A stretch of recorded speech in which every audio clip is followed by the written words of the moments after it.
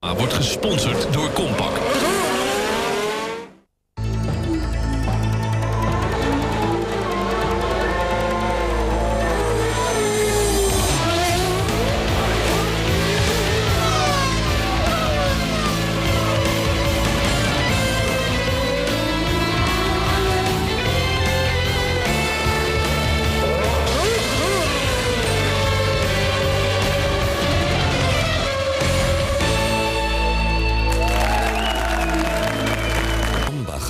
Alkoholfrei.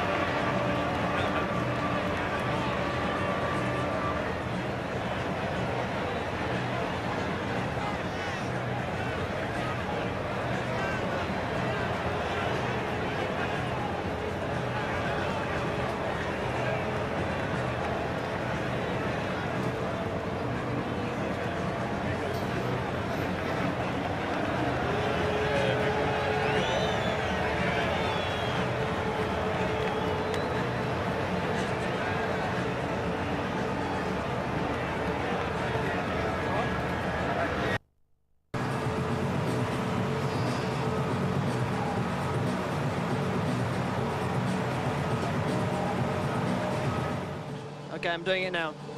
Yeah, 1, 2, 3, 4, Tom's mic check. Yeah, this all sounds great. I'm on channel 6 and can hear myself.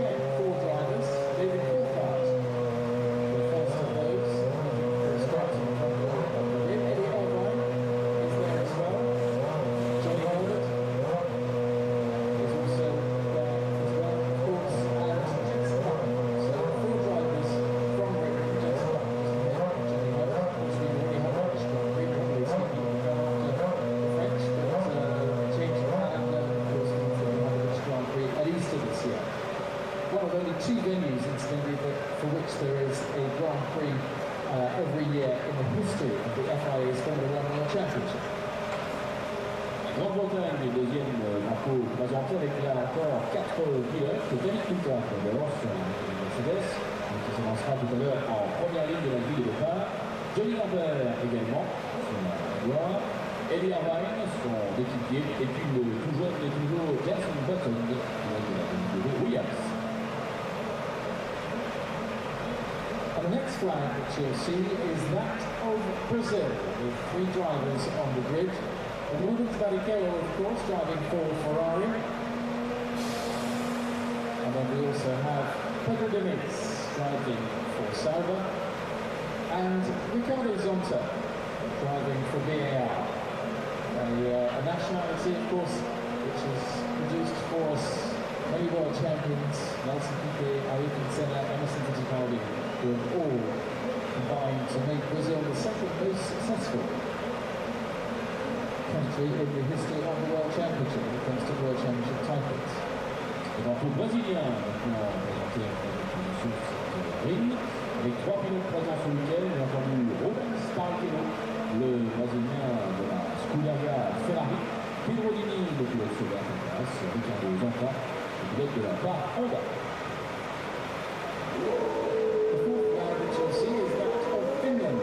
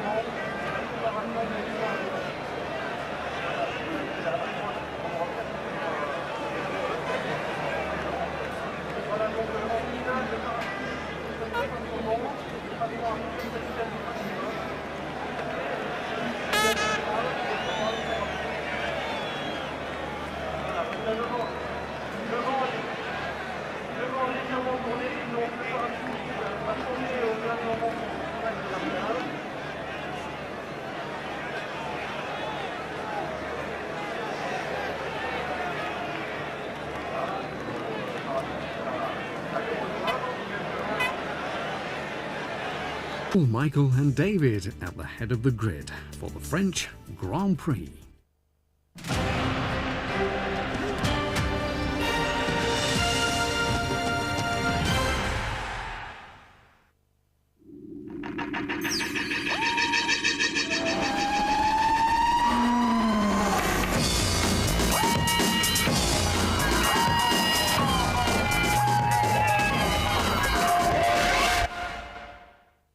Second place in the grid isn't any good to me. It's pole position that you need. You need those few meters closer to the first corner. In the end, you have to count together, and it's 1/10. It means it's very close, and whoever gets it right will win the race.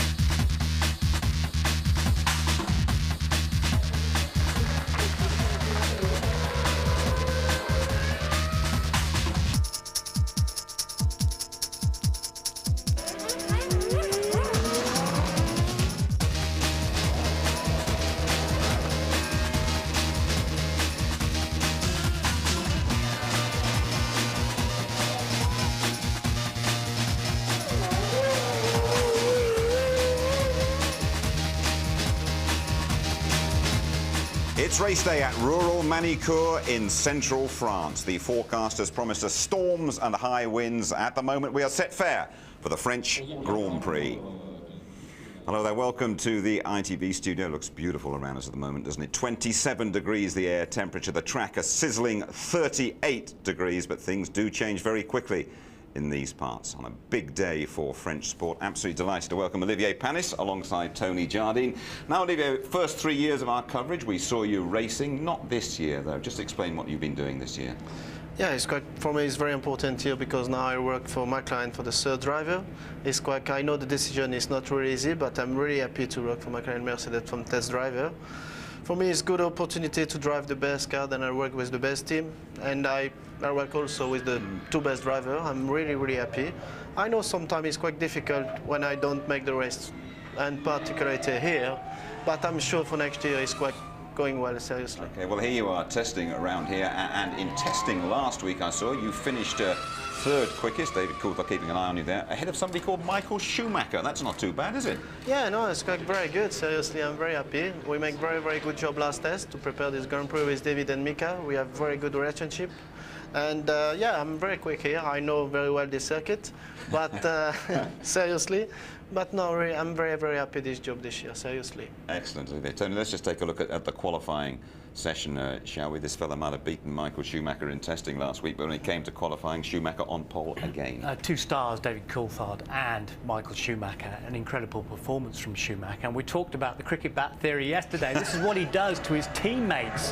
So Irvine said it last year. It's like being hit over the head by a cricket bat every weekend when you're racing against this guy, the same team. Barrichello had been on provisional pole. 25 minutes after the start of the session, out goes Michael Schumacher, a near perfect lap. And absolutely crunched Rubens Barrichello by 0.6 of a second. Amazing.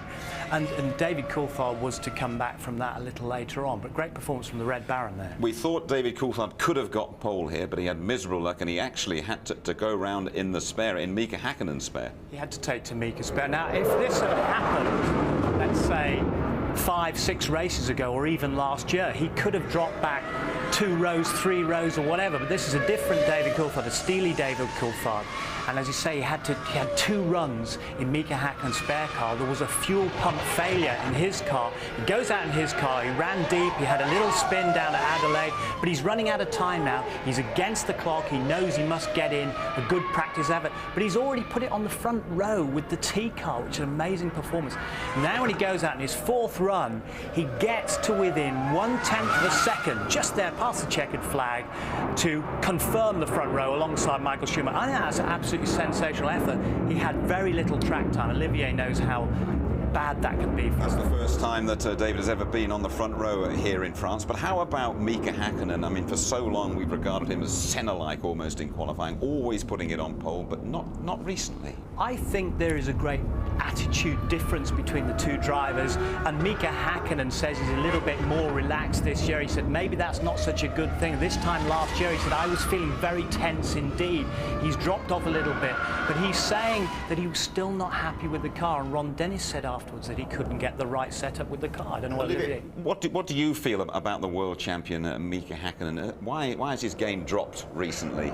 Seriously, I'm very surprised because I worked with him last test. He's the quickest last test. Mika is very motivated. Seriously, I know he's still quiet, but he's really motivated. I don't know, for many reasons. He's not the name is not very lucky, but there's some little problem disturbing him from this moment. But I'm sure he's still very motivated. Seriously.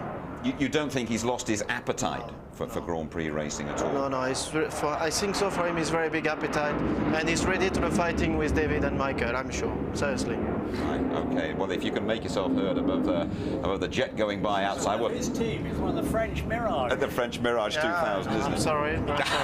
So noisy, these French. Yeah. So noisy. All right, Tony, take us through the grid.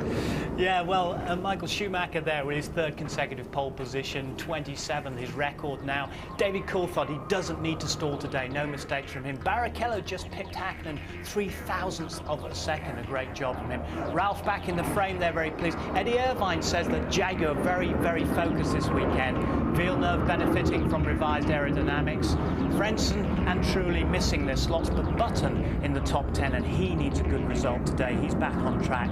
Herbert problems with the balance. Salo very good in the closing minutes of practice as the temperature dropped. Della Rosa stayed in the top 10. Fisichella very bad, no grip whatsoever, down in 14th. Deniz, Heidfeld, who's been criticised by Alain Prost. Wurtz, then a lazy who had to be cajoled to get back into the car. He thought it was rubbish, he didn't want to drive it. Zonta had an edging problem early on. Verstappen said there was so much wrong with his car, he didn't know what to change. Genet and Mazzacani. Thank you, Tony. That's the fella making all the noise. 2000 Mirage, the French Air Force, but absolutely spectacular display we have had from him throughout the weekend. Well, they had a real upside-down grid here last year. Rubens Barrichello put the steward on pole for the first time after a saturated qualifying session. In the race itself, the heavens opened just about a third of the way through, and Heinz-Harald Frentzen triumphed in the Jordan. Yes! Good start by Barrichello. David Coulthard goes up into third place, so already he has made a position. Look at that rain cloud. Look at that rain cloud on the left. Oh, it's a bit late, David, but he's made it. And David Coulthard looks as though he's out of the race. What has Coulthard got to do? Oh, and Lacey braking as late as he did. Oh. And they've both gone wide. Häkkinen and Lacey braking absolutely on the limit. Look at the rain. They'll be in this lap for sure for wet tyres. Just look at what it's like now. You're looking at Lacey. He's spun. Lacey's spun. Off goes Sean Lacey. Right up behind Rubens Barrichello. Oh, he's going to spin. He caught the white line on the inside. Through goes Schumacher. You can see in the pit lane they're getting another steering wheel ready for what must be Michael Schumacher's pit stop. Oh, look, that's a problem for Frentzen. He can't get the thing to change down. Look, he's stuck in a higher gear. This is going to change the race. Mika Häkkinen making his last pit stop. He's on lap 66. He was 15 seconds ahead of Rubens Barrichello, and here's Frentzen getting in out of the pits in front of Häkkinen. Because Barrichello's in the pits too, so Frentzen now leads the race. And John and Heinz-Harald Frentzen win in France. Magnificent. Great day for Heinz-Harald there, wasn't it? But you had a pretty good weekend. You were third on the grid. I remember you ran fourth for quite a while, but you finished 8th here last year, wasn't it? Yes, I finished 8th because we plan for the two-stop strategy, and we start with, and it's not really good idea for the good result. But seriously, it's a really good weekend for us last year. Third on the grid, and okay, we don't mark the point, but we stay very competitive during the weekend. Seriously. It's dry at the moment, Olivier, but just tell us, what is this place like in the wet? Yeah, this place is quite good because the level de grip, the track is very good, and the wet condition also is. I know the wet condition is not easy, but seriously, it's good circuit in the wet condition because the flow, the water flow is quite not too big, and no, it's really good. Seriously, it's good circuit and the wet condition. All the time it's not easy for the vision situation, but seriously, it's quite very good. Yeah, I understand the forecast is it's going to stay dry for the race, and I would think the drivers are going to be very happy about that. But just on a personal thing from your point of view, I mean, you won in Monaco, one of the great races. You see yourself there doing the business around a Grand Prix circuit. You must want to get back in as a driver. For next time. For next year. For next year, I'm sure. Seriously, I like my job this year. It's so good. Seriously, again. But I'm a racing driver, and I would like to come back next year. We prepare this with KK Roberts management. We prepare this for next year, but seriously, I'm very optimistic. Where are you going? Come on, tell us. There's no one out there, really. Don't worry, it's just us three. Yeah, you know? It's difficult to tell about this seriously for this moment, and I have big respect for McLaren and Mercedes because when you're given this opportunity, it's quite very good. I wait for this. Sorry. We wait too. We wait too. Thank you. Right, let me just remind you how things stand then, going into the 9th race of the season. 5 wins for Michael Schumacher, 22 points clear. It's now David Coulthard. You know, McLaren haven't won in France since Alain Prost triumphed back in 1989. Hakkinen third in 98, second last year. Barrichello will be starting just ahead of Ralf Schumacher. Fisichella, though, with plenty to do from 14th on the grid. And Ferrari very confident of celebrating the first major Italian success of the day. Michael Schumacher's won here 4 times. They're the most successful constructor at this Grand Prix by some distance as well. Keep an eye, though, on that scrap for 3rd place involving Benetton, Williams and Jordan. Well, Alain Prost and the home team nowhere to be seen because, sadly for them, the very experienced John Alesi and the German rookie Nick Heidfeld have failed to score a single point, starting from 14th and 15th on the grid. The situation unlikely to improve today. Here's James Allen talking to Alain Prost. You were always a very tough, hard guy when you were a racing driver. You had to be, you were at the front, you were racing against Senna. Being a team owner, you obviously have to be very tough as well. Are there different disciplines, though, that you have to kind of take on board now in your current role? Yeah, I think it's very different. I don't know how I can describe that, but when you're a racing driver, you are fighting against individuals. You're fighting against teams, but you also have the choice to change team almost after year. You decide where to go, and but the fighting against individuals is really the big difference. When you're a team owner, you're really fighting against a lot of things. I mean, almost never individuals. I saw in the French papers you were talking about you feel a lack of support, which obviously when you're a driver you need the support around you. You're obviously feeling that right now as a team owner from your partners. What exactly do you mean by a lack of support? There's a huge support from the fans, huge support from some friends, but obviously it's not good to be in France with the French being 100% French team, engine and chassis. It's becoming too difficult, too political, and it makes the things even more difficult than it should be. So that's what I mean by lack of support. Now, you always used to say that British teams have that discipline. McLaren, Williams, you drove for. You always preferred to race for a British team. Do you need to anglicise your team in order to be successful? No, I think you need. I don't think it's the way to go. We have English people, and we are very pleased with English people, and we can bring maybe more in the future. But that would not be the good to say that we need to have 200 and 300 English people in France, because also maybe that does not work. The culture and the mentality is a little bit different. We need to have more discipline, and we need to work more into the details. Obviously, we've seen the big change this year in Formula One has been BMW, Jaguar. Now Honda have got 2 works teams with the Jordan team as well. It's clear you've got to have the big manufacturer to make the big push. If you don't get it, will you just get out of this? I have to ask the question myself. Say, why do I am here? Obviously, that's a question for sure I should ask. If it's only for, let's say, 1 year, 2 years, struggling a little bit more and then get the good thing, okay, why not? If I know that this is no way, then I should ask the question myself. obviously. But at the moment, it's not the question. Olivier, he looks a very worried man, a man under pressure there, Alain Prost. Why do you feel your old team, first Ligier and then Prost, hasn't done at all well this season? Yeah, it's difficult for me because now it's little far away, but seriously, I'm very disappointed for this team because I pass really good memory in this team. Really bad also, seriously. But I like this team. It's very good team, but it's very young, seriously. And my personal point of view is very important to improve all the time the same people and to improve the car also.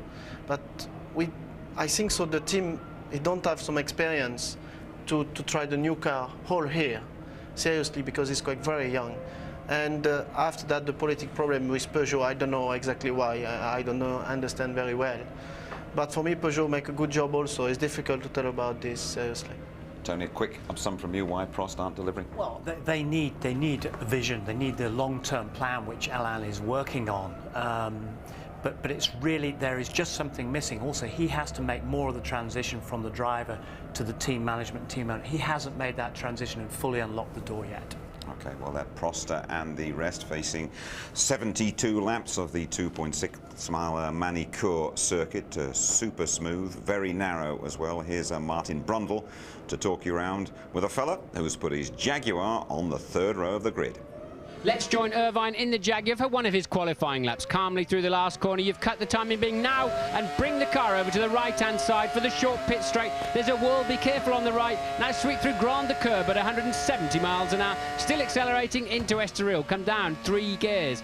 Feel the grip through the front tyres. As soon as you know you can turn, get back on the throttle and now take as straight a line as you can through Gulf, down the back straight up to 190 miles an hour. Look for the marker boards on the left. At 110 metres he brakes and it goes eerily quiet. A bit of tyre rubber up there on the TV screen, but Irvine no problems, accelerating hard out of Adelaide hairpin up towards Nürburgring chicane, 175 miles an hour. Now watch him correct the car through there. Tremendous direction change into the 180-degree corner. Stay inside. The front tyres are sliding away from the apex.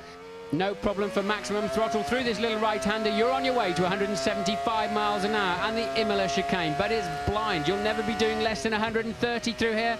He clips the curb as normal, heading into Chateau d'Eau. But he's locked the rear tyres. He runs wide, he collects the car up and manages to get it back in on the curb. Heading downhill now, building up to 160 miles an hour into the last chicane. Just 75 on the way through. Accelerate to 85 and immediately back down to 45. It's very slow and clumsy. And there he is over the line. He's got to improve that Chateau d'Eau approach. Thank you, Martin. Now, this really is a massive sporting weekend for La France. Cycling's Tour de France has just started. We are here, with 25 minutes to go to the start of the Grand Prix. And this evening, the French footballers, the world champions, of course, take on Italy in the final of Euro 2000. Already at the De Kuip Stadium in Rotterdam.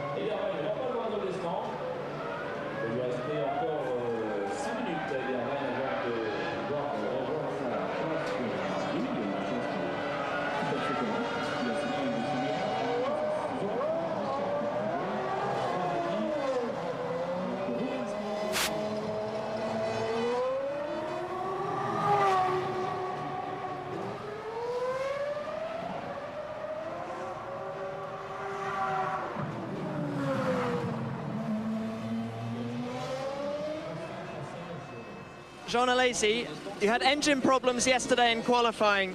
You've done an installation lap now. Do you think it'll happen again? I hope not. You know, yesterday we had a different engine. Today is the engine we are using since the first race, so normally everything is fine. What can you do from back here on the grid? Sorry. What do you think you can do from back here on the grid? You know, it's very important to finish the race. In our level at the moment, we are looking for reliability. If I can score points, really it's a miracle for me. Did you manage a race distance in testing last week? No, not yet, no, never. Good luck, Jean. Thank you very much.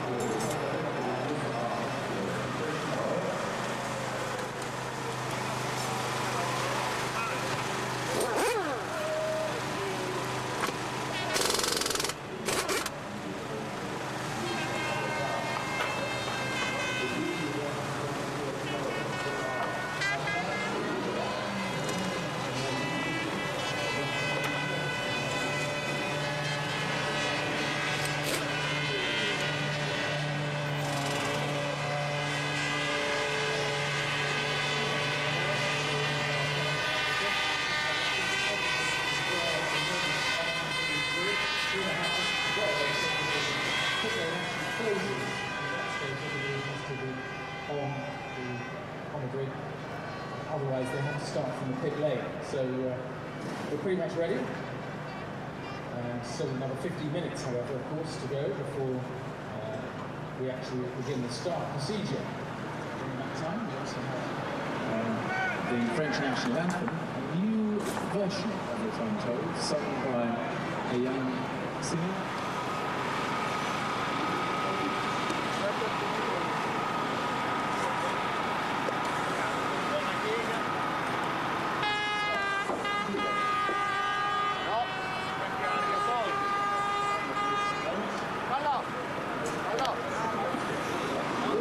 And Terry Venables from 6 o'clock, and Ron Atkinson with commentator Clive Tilsley for the final of Euro 2000 at 7. And you are very sure that La France will triumph tonight? Yeah, I think so. You look it as well. Thank you. Well, now then, the communications industry races on, although judging by our little experience there, we've still got a bit of catching up to do, never mind about that. But down on that pit wall, we've noticed rival teams that no longer shout in each other's ears when they want to make a point. It's got a lot more sophisticated than that these days, as Louise Goodman reports. The flow of information has been speeded up in the pit lane this year with the introduction of a new interactive communication system.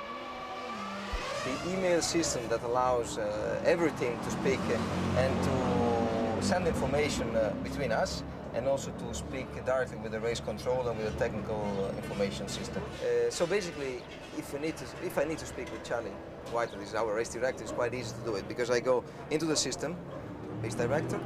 This is quite easy. I mean, then you send the message and you wait for his reply. We are generally using it if you're coming up to slower cars and asking there to be a blue flag, to say, can you blue flag this car? We think we'll be approaching it in 5 or 6 seconds or 2 laps time. We may also be given information like, you know, our driver is saying, I think there's oil at turn 2. And we're saying to Charlie, you know, Jensen or Ralph has said there's oil at turn 2, please can you check? And he will come back and say, we've checked with the marshals, we don't think so, or yes there is, and we've now put an oil flag out. You know that up to maybe last year we used to walk to see Charlie if we had some doubts or just making some query regarding the sport regulation. Now it's easy because you just don't move, just press the button and he will answer to you straight away. So you save time, you save miles to walk, and that's good. I mean, and also we can use the system also to speak between teams instead of going there. If we need to clarify something or we need to discuss something, we just use the email system. That's good. We've then got a second part, which is basically a live system running during practice, where we can look at sector times, corner section times or straight sector times at any point on the circuit, usually 22, 23 segments, which we can select at any time during the practice session. We have the track, as you can see here. And we can check between different loops of the timing, which is our timing and which is the timing of other cars that we can select. And the third sort of breakdown of the system have actually given us results at the end of those sessions of a very quick service by which we can look at our cars and everybody else's cars' results from that session.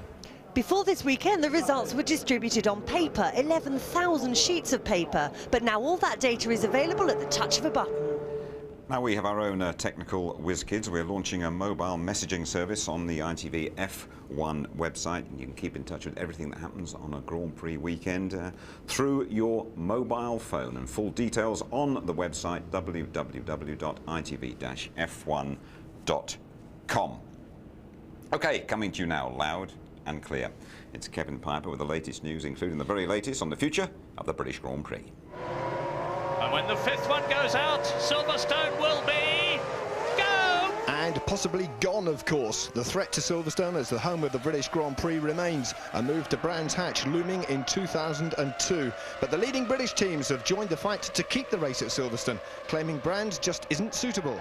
And at Silverstone we've got almost unlimited testing, etc. and it's very safe. And at Brands then there'll be severe restrictions in the amount of times you could test there and so forth. So, you know, we've stated that, so simple as that. Brands Hatch was a great racetrack, and I should say that one of the best Grand Prix I ever watched was Mansell versus Piquet in '86. But it is a little obsolete in size, I think. We need much longer straights for overtaking, etc. Meanwhile, the provisional calendar for 2001 sees the British Grand Prix penciled in for the middle of May. Will the Colombian Juan Pablo Montoya be a Williams driver by then? Very possibly, if he's allowed to leave America. If he's not, it could be very good news for Britain's Jensen Button. Oh, hopefully I'll be here with Williams. I mean, this year's been a good year so far. Only halfway through the year, it's going to be very difficult to make a decision, I think, for Frank. But hopefully I'll be here. We've got a good relationship, and I think we can have a good year next year. I mean, I'll learn all the circuits this year and come out fresh next year and get some good results, hopefully. Let's have a final word with Olivier Panis. Let's talk about the French Grand Prix. Do you think that McLaren are going to win here at last? Yeah, I think so, yeah, seriously, because last test we make a very, very strong job. We make a long, very, very long run to see what's happening, the wear, the tires and the degradation, everything. And the car is really, really consistent. David is, last test also is so strong. He worked very strong for this Grand Prix. Mikas this morning after the warm-up is so happy. Now, yeah, it's quicker time, and now we see this afternoon what's happened. But I think so is very big fighting again with Michael. There will be very big fighting with Michael. I don't think it's going to rain, which is good news. Yeah, I think so for us, yes. But also now the McLaren team work very, very strong in the wet condition. The car is quite very, very drivable and it's quick in the wet. After that, it's very important to maybe a little more lucky to compare with Canada Grand Prix. Sure. Olivier, we hope to see you back in a Grand Prix car very soon indeed. Well, racing in a Grand Prix car. Yeah, thanks very much indeed for joining us. It's been great. Thank you very much. Good luck to France tonight as well. Okay, let's go to Ireland's Eddie Irvine, shall we? Eddie, great qualifying performance. Is this a better example of where the car can and should be? This is where the car can be whenever there's more downforce needed for the circuit. You know, low downforce we're struggling, high downforce we're obviously not. I think this weekend we've learned some things that will help us for future races. Whether we can fix it now, you know, quick or not, I don't know, but I think we've learned something. So we need to see what happens after this. Immediately, of course, you want to translate that into a good start. After your problems in Canada, what about the clutch? Is that likely to give you a problem? No idea. Have a good one. This is as good as mine. And here we are, one or two facts and figures that will enhance your enjoyment of this afternoon's race. Michael Schumacher needing just one more win to equal Senna's career total of 41. Prost, the all-time record holder, with 51. Brilliant record here, Michael Schumacher. He's won the French Grand Prix 4 times out of the last 6 years. McLaren with that miserable record stretching back over the last 10 years. French Grand Prix pole position drivers, though, have only won 3 of the last 10 races here. Manicourt here is normally a two-stopper. Don't forget that Heinz Harold Frentzen won on the back of an inspired one-stop strategy in the rain last year. Your Grand Prix commentator, James Allen, has this. OK, folks, so you're the McLaren team. If you don't get a 1-2 finish today, Michael Schumacher is virtually over the hill and far away. So how are you going to stop him? Well, strategy is notoriously hard to predict here at Manicourt. In fact, it's probably the most difficult of the whole season.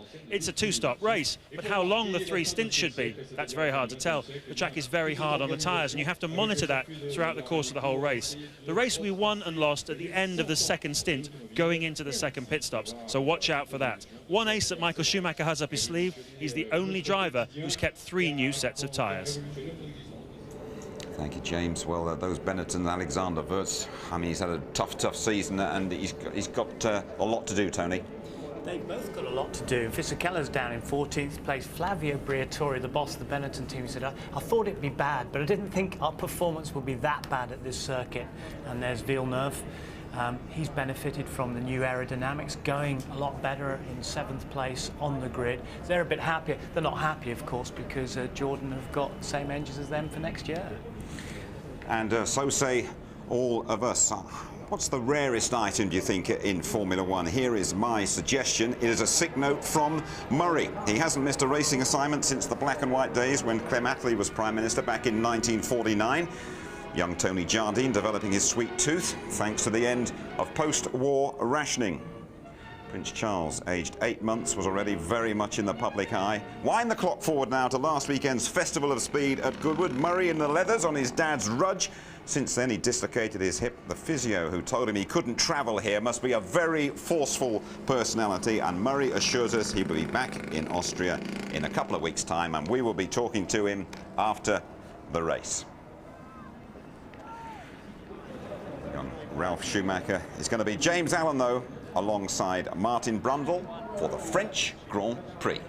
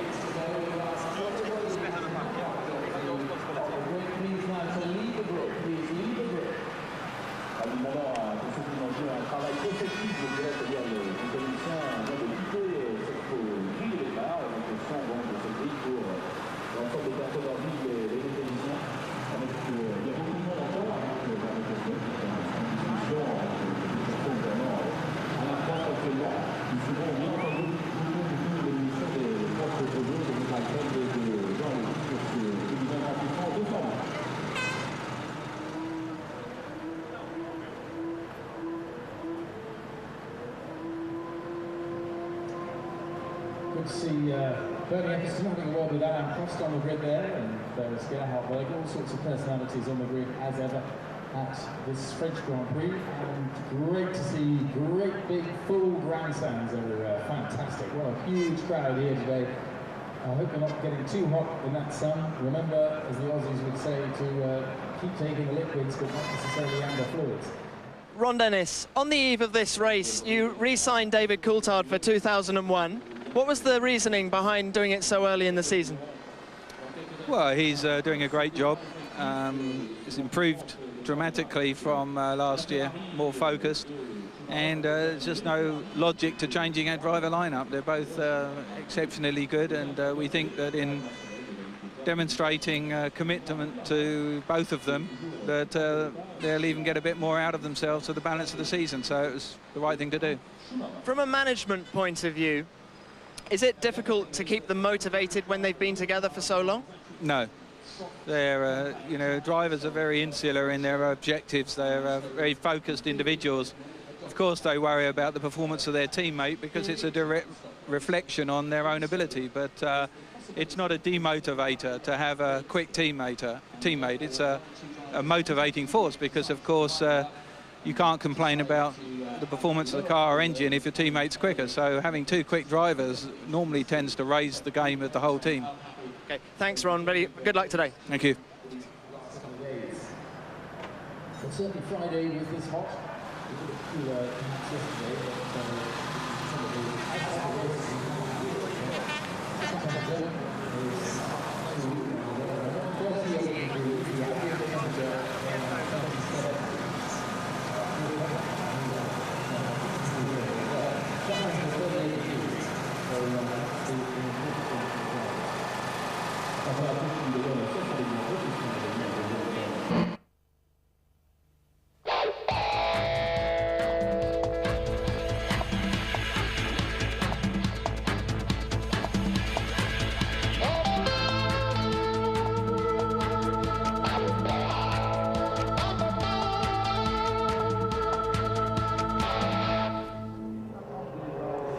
It is the French Grand Prix at sold-out Manicourt, live only on ITV. It's an absolutely crucial one, this. Another Michael Schumacher victory would be a massive blow to David Coulthard's championship hopes. Let's join Martin Brundle and say a very good afternoon to James Allen. Thank you, Jim. Hello, everyone in the UK and around the world joining us here for this French Grand Prix. And I'd like to say a special hello to Murray, sitting at home in the New Forest. The place is very quiet without you, Murray. So what kind of race have we got in store? Well, McLaren have to take the fight to Ferrari today and get a 1-2 finish. Only done it twice so far this year. On one occasion it was Häkkinen the winner in Spain, and once it was David Coulthard in Great Britain. Michael Schumacher, though, has won 5 times already this year, and here in Manicourt he's now chasing his 5th French Grand Prix victory in 6 years. Only Alain Prost has been more successful around here. If he wins, he'll equal Ayrton Senna's record of 41 Grand Prix victories, the second most successful driver of all time. It'll be a race of strategy, of course, but also of team tactics. I wouldn't be at all surprised to see McLaren and Ferrari sending 2 drivers out on different strategies this afternoon to cover their bases. Martin, what are you looking for this afternoon, strategy-wise? Well, 3 stops theoretically is the fastest way around here because of the tyre degradation, but that means at some point you're going to have to overtake the 2 stoppers to make best use of your extra speed and lighter fuel load, and that is virtually impossible if you're up against the sharp end of the grid cars, the Ferraris and McLarens and the Jordans to a certain extent. It's just not that easy to overtake them, to make good use of that strategy. So I'm really thinking they'll stop twice through the afternoon, make it 3 stints. You'd have to assume between about 22 and lap 25. But this is a tough racetrack. It's very strange tarmac. It's been down since 1992.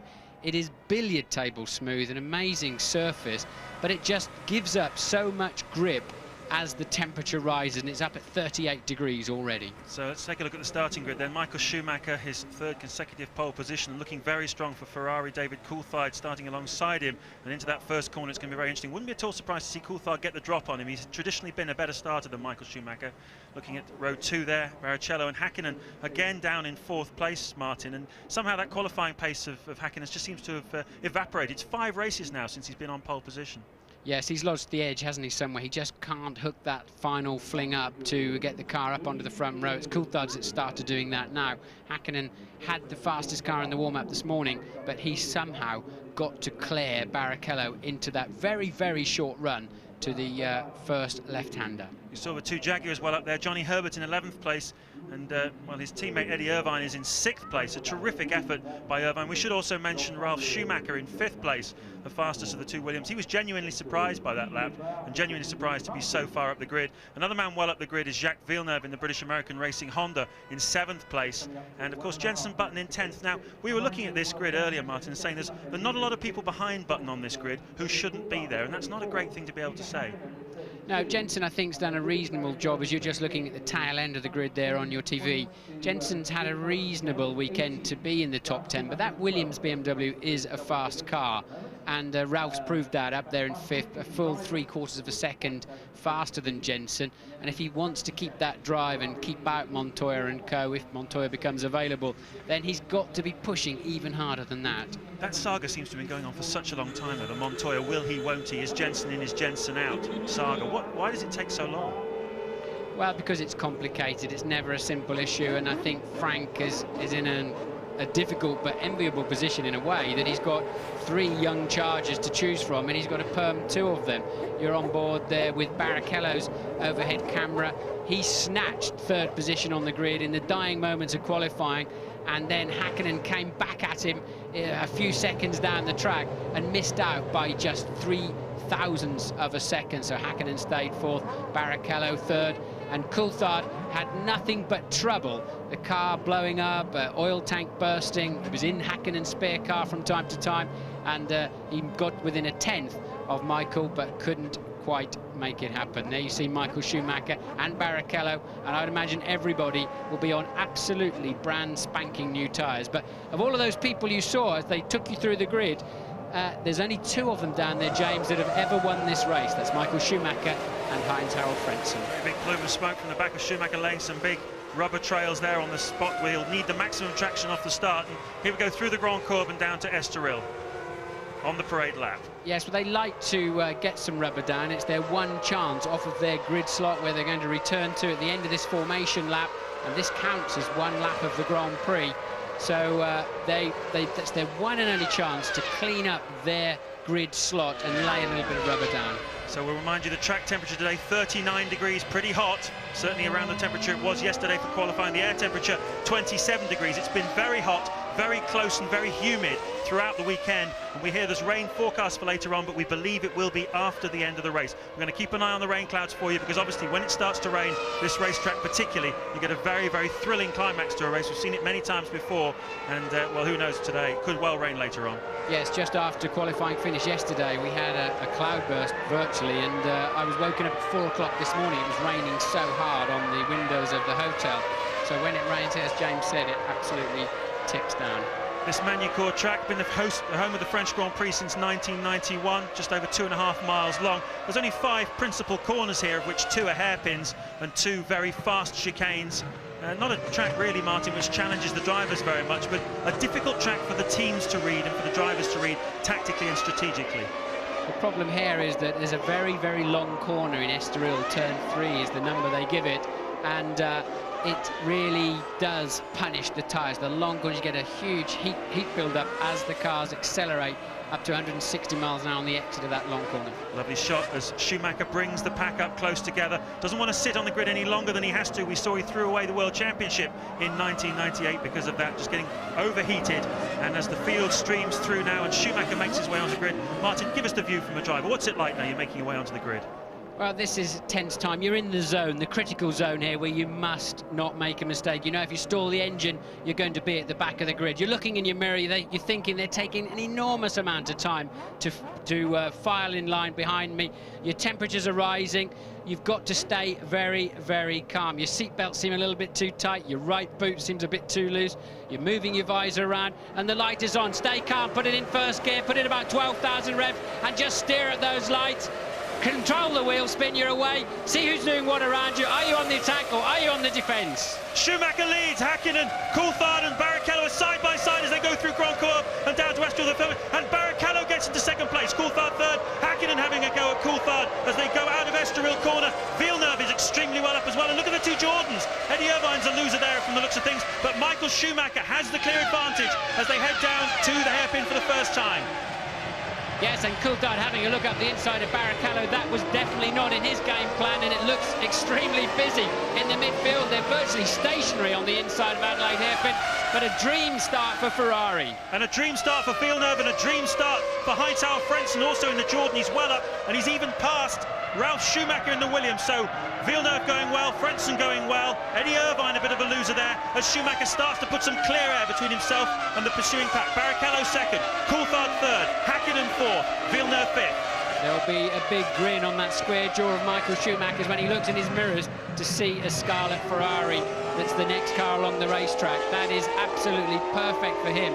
And now Coulthard's got to follow that Ferrari, and the problem here is you pick up so much understeer, so much of the front end sliding. Villeneuve, they're locking up into the chicane, and Coulthard very, very close to Barrichello, but not close enough to have a look.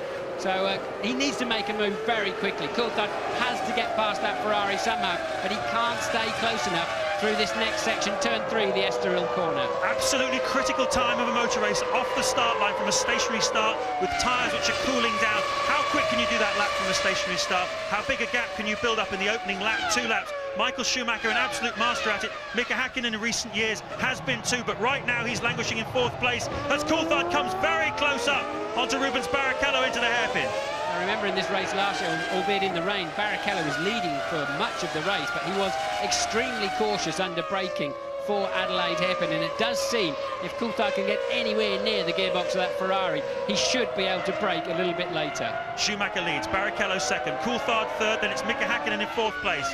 Villeneuve is 5th, Frentzen 6th, Ralf Schumacher down to 7th place, Jarno Trulli holds station where his grid position at 8th.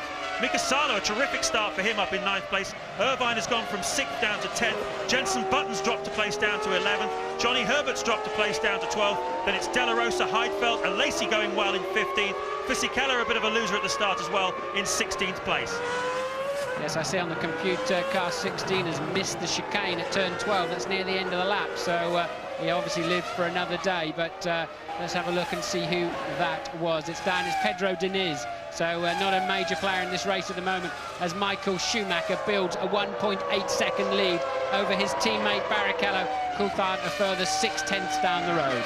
Michael Schumacher's first lap then a 1:20.117, his first flying lap. Compare that with the warm-up this morning, the fastest, a 1:19.329, and this car completely full of fuel. Well, it's carrying a 2-stop fuel load, we believe, at the moment, and well, that's around about 50-60 kilos of fuel. Michael Schumacher, so that's about 60 kilos more than he would have carried in qualifying yesterday. A terrific pace off the first lap. Yeah, that's a hot pace, James. The low 1:20 so early on, but actually, because of the tyre degradation, what are we going to see here? This looks like Frentzen, amazingly, getting up the inside there of...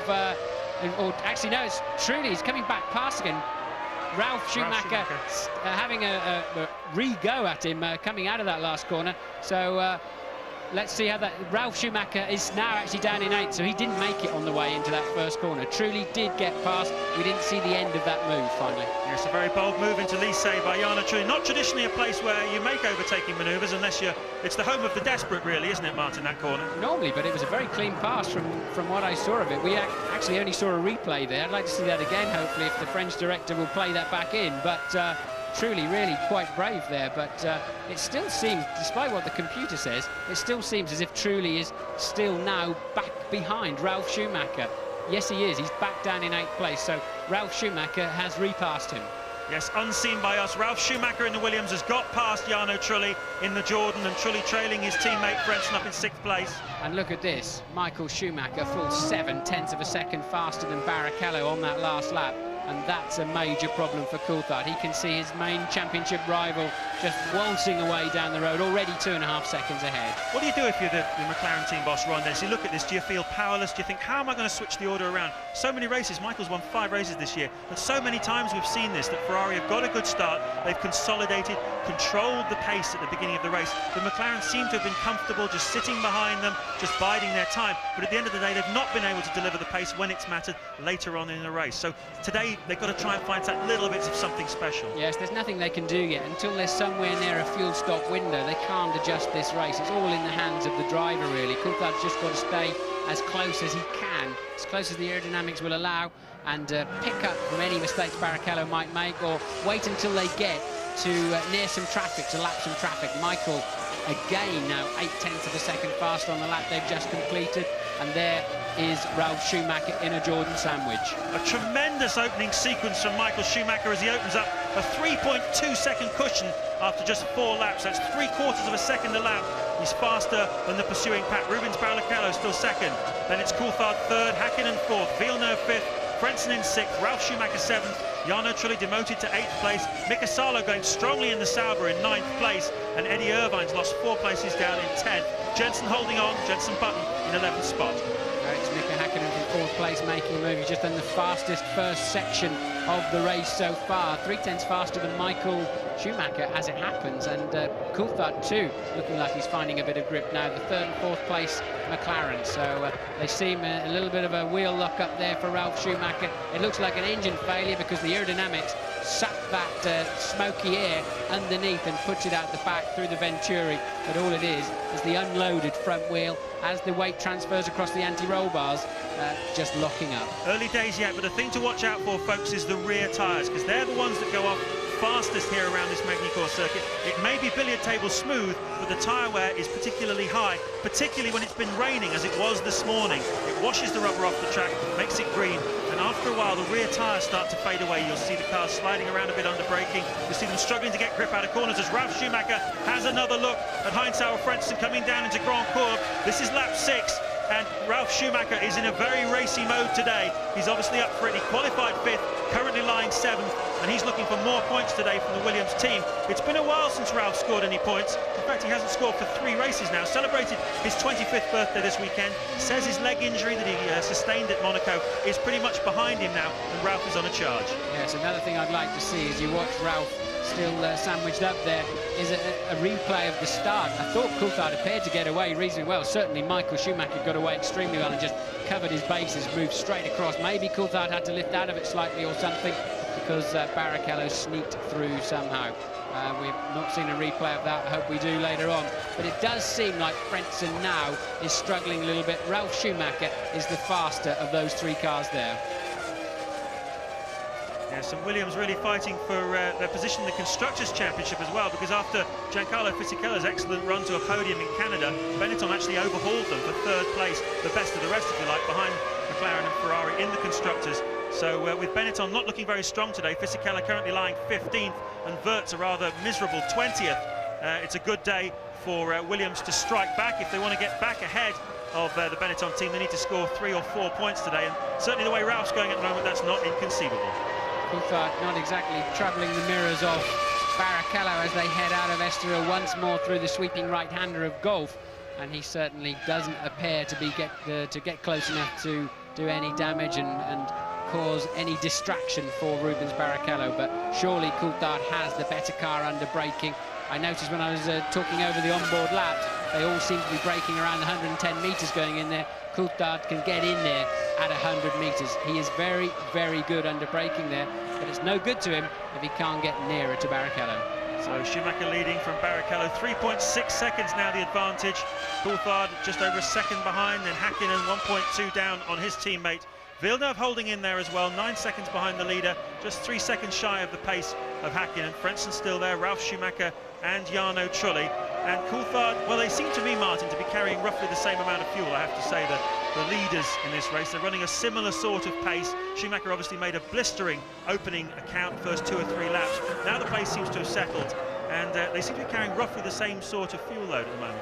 Yes, they do. Michael's just come over the line at a 20.6, Barrichello 20.8, Coulthard 20.7, and Hakkinen the first one then in the 21.0. So Coulthard just about matching now Michael Schumacher's pace, but he's got Barrichello between him and his World Championship rival. Michael Schumacher chasing his 22nd career victory for the Ferrari team. He's already the most successful Ferrari driver of all time. And this weekend, his team boss, Jean Todt, is celebrating 7 years in control of the Maranello team. And certainly when he took over, the prancing horse was looking pretty lame. They even had to pay for the mechanics' overalls, fireproof overalls in the pit stops. Now it's a sponsorship, it's available at the highest price. Who wants to buy the Ferrari overalls? So let's have a quick look at the top 6. Michael Schumacher leads from Rubens Barrichello, then it's David Coulthard with Hakkinen 4th, Jacques Villeneuve 5th, and Heinz-Sauer Frentzen in 6th place.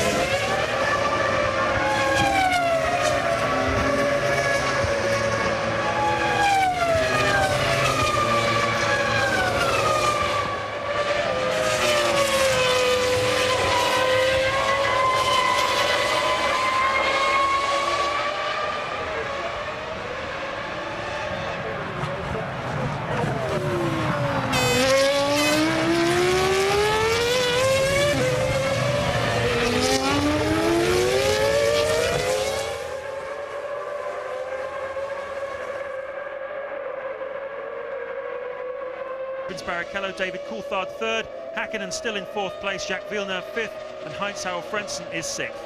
Yes, and to just take you through the rest of the Brits, Eddie Irvine is 10th, Jenson Button 11th, and Johnny Herbert 12th. So running line astern, Coulthard up there in third place. They've sort of pegged Michael Schumacher a little bit on pace. He's still eking out 2 or 3 tenths per lap, and Coulthard seems like he's got a fraction over Barrichello, but not enough to make the difference. So Michael Schumacher's lead now up at 4.2 seconds, as I'm sure you're about to see at the bottom of your screen. 5.0 as he's now halfway round the next lap. They give you those times depending on which section of the lap they've just gone through. So Michael Schumacher 5 seconds up, and Barrichello dropping back into the 1 minute 21s for the first time through the race. As they cross the line this time, Jarno Trulli looking low. He's closing the gap here on Ralf Schumacher. This is the principal interest of the race at the moment. That's the Frentzen, Ralf Schumacher, Jarno Trulli battle. This is the scrap for 6th place, for the final points-paying position. And Ralf is taking all sorts of different lines from Frentzen around this track, but Trulli certainly closing the gap. And they are in turn closing up a little bit on Jacques Villeneuve, who had a poor lap that last time by. Yes, I saw Ralf Schumacher again doing what he was doing in Canada and leaning down in the cockpit, trying to get more airflow through the intake above his head. Can give you 3 or 4 more horsepower if you get a bit more positive pressure in there. I'll point it out again if I see it in time. And we happen to be watching Ralf Schumacher, but we're back now with Barrichello in 2nd place and Coulthard still harrying him. Hakkinen just dropped back now by about 1.8 seconds from Coulthard, and it's pretty much status quo, isn't it? It is, but Rubens Barrichello just dropped some time there to Michael Schumacher on that last lap. It was a slow lap from Rubens, and it seems to have allowed David to just get that little bit closer to him in this battle for 2nd place. Hakkinen still a bit of a drift there, and 7 seconds disadvantage to Michael Schumacher, and in fact he's just over 2 seconds back from Coulthard. All 22 cars are still running in the field. Looking at Coulthard there, who's just been re-signed with McLaren for 2001, and he starts his 6th year in partnership with Mika Hakkinen. That's the longest partnership in the history of Formula One, and I think to get anywhere near that, you have to go back pre-war to Caracciola and Von Brauwich, I think it was.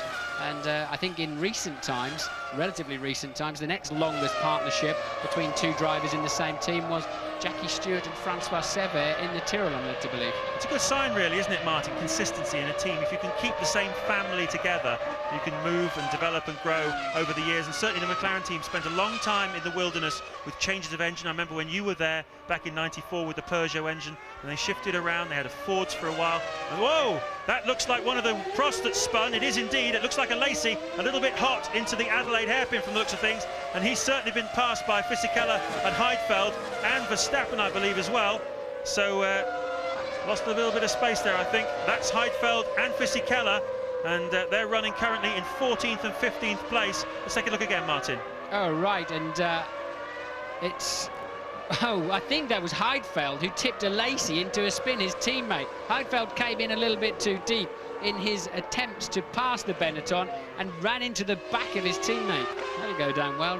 Jean's not too calm on those sort of situations, but wasn't there a bit of a strike at Prost apparently today? Well, there's some talk this morning that the Prost mechanics actually put down tools for 5 minutes and refused to do any work and sign a protest. They're quite militant, I think, sometimes, these guys, and they were unhappy about something, I believe, that was said yesterday within the team about the way they'd approached and handled the qualifying session.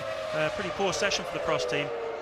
Well, I did see a big group of people around the Prost motorhome, and everybody was scratching their heads wondering what was going on. I guess if that's Formula One's equivalent of a strike, then they did it in style around a rather smart motorhome. Not happy days at the Prost team at the moment. And Alain Prost, a 4-time world champion, 51 times a Grand Prix winner, as you look at his car being driven by Nick Heidfeld there on the screen.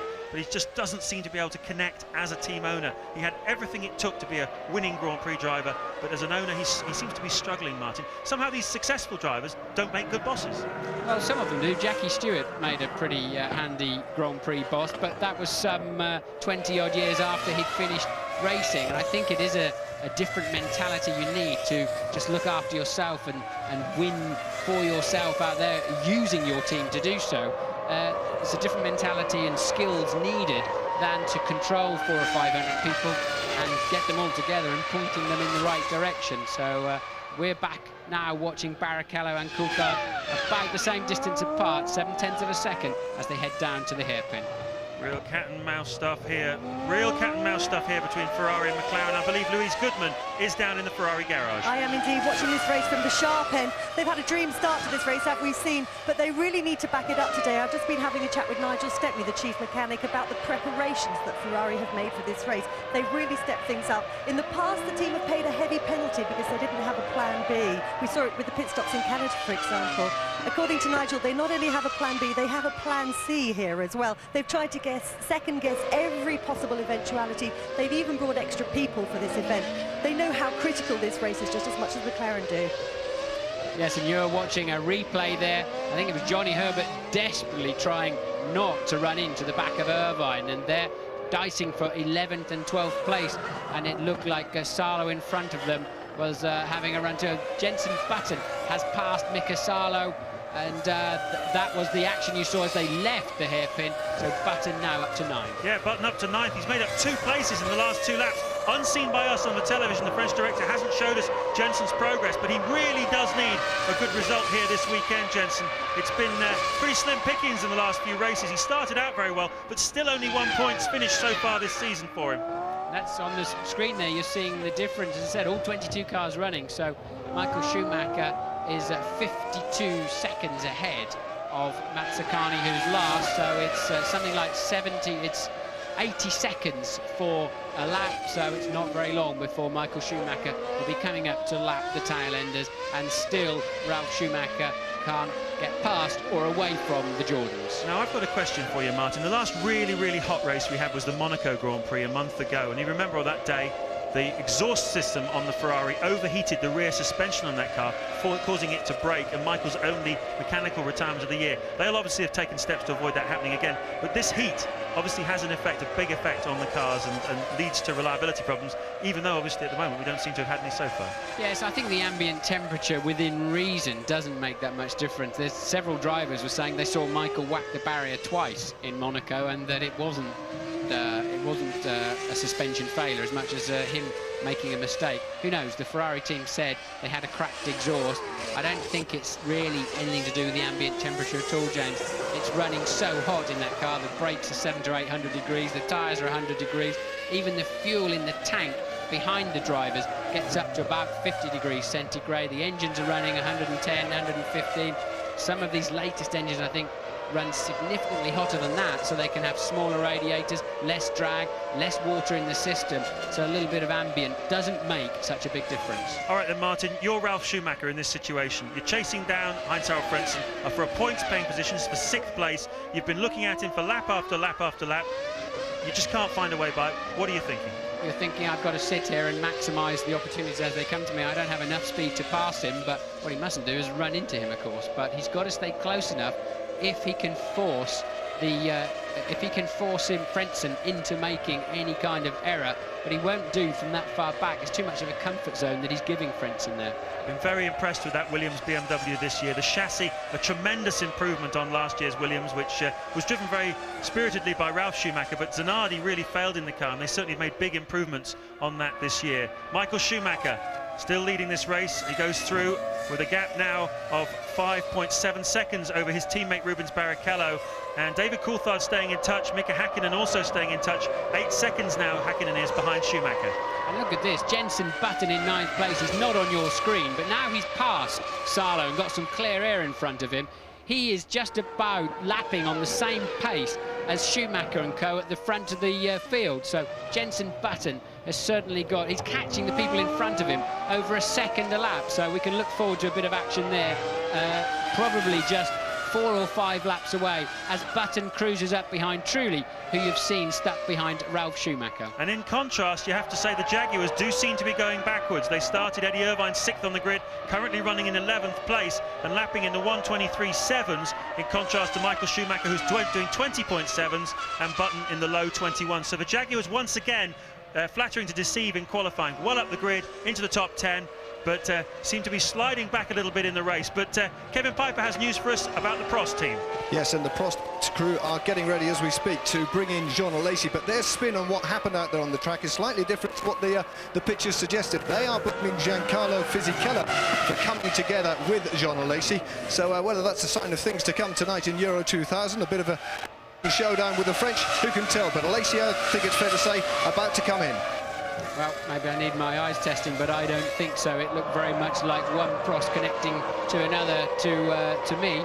So I think there'll be some discussion after the race on that. I don't think Fisichella was involved in it, other than being the man that Heidfeld was trying to pass. Now then, let's just talk a little bit about Michael Schumacher, shall we? 7 points he's averaged, and we've got a car off, and that's Zonta into the tyre barriers. Ricardo Zonta was lying in 17th place, and, well, he may have been having a move on Verstappen. That may have caused it. I suspect that's the Imola chicane. I'm not an expert on the gravel traps there particularly, but it looked like it may have been the Imola, and he's gone straight into the tyres. Maybe we'll see a replay of that. And the man on the move also is Mika Hakkinen, picking up his pace again, but he's still some 1.7 seconds behind David Coulthard, the third-place man, and Barrichello looking calm and collected, isn't he, in a solid second place, now 6.3 seconds behind the leader. Well, we're getting word from the pits, and in fact Zonta went off all on his own. He was 0.7 of a second behind Jos Verstappen in the battle for 16th place, so I thought perhaps he'd had a bit of a go at Verstappen and come off the worst, but in fact drove straight off the road of his own accord. You saw briefly there in the background, there's a diamond screen as you come down the hill into Lycée, the last corner. It's tempting, and you often do look up at the screen and see what else is going on in the race. It is, believe it or not, a valuable source of information for the drivers when in a reasonably slow corner they can see a big diamond screen that's up there for the spectators. I was just saying before Zonta went off that Michael Schumacher's averaging 7 points a race at the moment this season, which is an amazing average. Normally and traditionally for the last 6 years, the world champion has averaged 5 points a race. So Michael 2 up on that, and certainly 1 or 2 of the statisticians around the paddock this weekend have been working out that if he secures another 45 points, that'll be enough to clinch the title. Well, as Ali McCoy said at the beginning of our show, Coulthard's got to win this race today. Michael Schumacher doesn't have to win this race, and certainly he'll be thinking about that if they're head-to-head later on in this race. If there's a big dive up the inside, Michael will be perfectly satisfied to close the door. Johnny Herbert is in the pits. His pace had dropped well into the 23s. I don't know if it's a projector stop. That's a Lacey, of course, in the Prost, and a relatively long stop considering that they're obviously on a 3-stop strategy. Not a good stop there from the Prost team, and a Lacey rejoins, but Johnny Herbert is still in the pit lane. Apparently his pit stop was 18.4 seconds. That is a big loss of time. But Lacey, these clocks and these pit stop clocks, you've always been a little bit careful with them because they don't tend to stop them immediately the car starts to move. It's the stationary time you've got to be interested in. And the Lacey stop to me looked as though they were putting a bit of fuel into the car, possibly for a longer second stint. So bringing him in early, as I think the plan had been to stop him 3 times, realising it's not working for them, I think they've switched him to a 2-stopper. Now the question is Jenson Button on the same sort of plan. I know Patrick Head was talking earlier in the weekend about the possibility of stopping 3 times, and certainly with Jenson having started this race in 10th place on the grid, 3 stops might have been an option for them, but well, it would certainly be bold, and looks like 3 stops isn't working today. No, and it never did. I 3-stopped here. I remember, I think it was 95, and had a ding-dong battle with Coulthard in the Williams. He 2-stopped. My car was much faster, but I couldn't pass him when I needed to towards the end. Here we have Heidfeld in for his first stop, just 19 laps into this motor race. So both Prosts have been in now, and I think that explains why Lacey, and he's stalled the engine, has he? Or have they got a problem on the right rear? No, he's stalled the engine. Prost not looking at all happy. Yeah, and in an interview in the French newspapers this week, Alain Prost was asked about his 2 drivers. He said, well, Lacey has a lion's heart. He always tries his absolute hardest, whether it be qualifying or the race. You can always rely on him. Heidfeld, I'm not so sure about him. He seems to go backwards in the races. He doesn't seem strong enough to last the Grand Prix distance. Damning words indeed from the team boss, and certainly it looks as though Heidfeld has let the side down again in that pit stop. So with Schumacher leading from Barrichello, Coulthard in 3rd place, Hakkinen 4th still 5th is Villeneuve, and 6th Heinz-Harald Frentzen. We're going to take a break.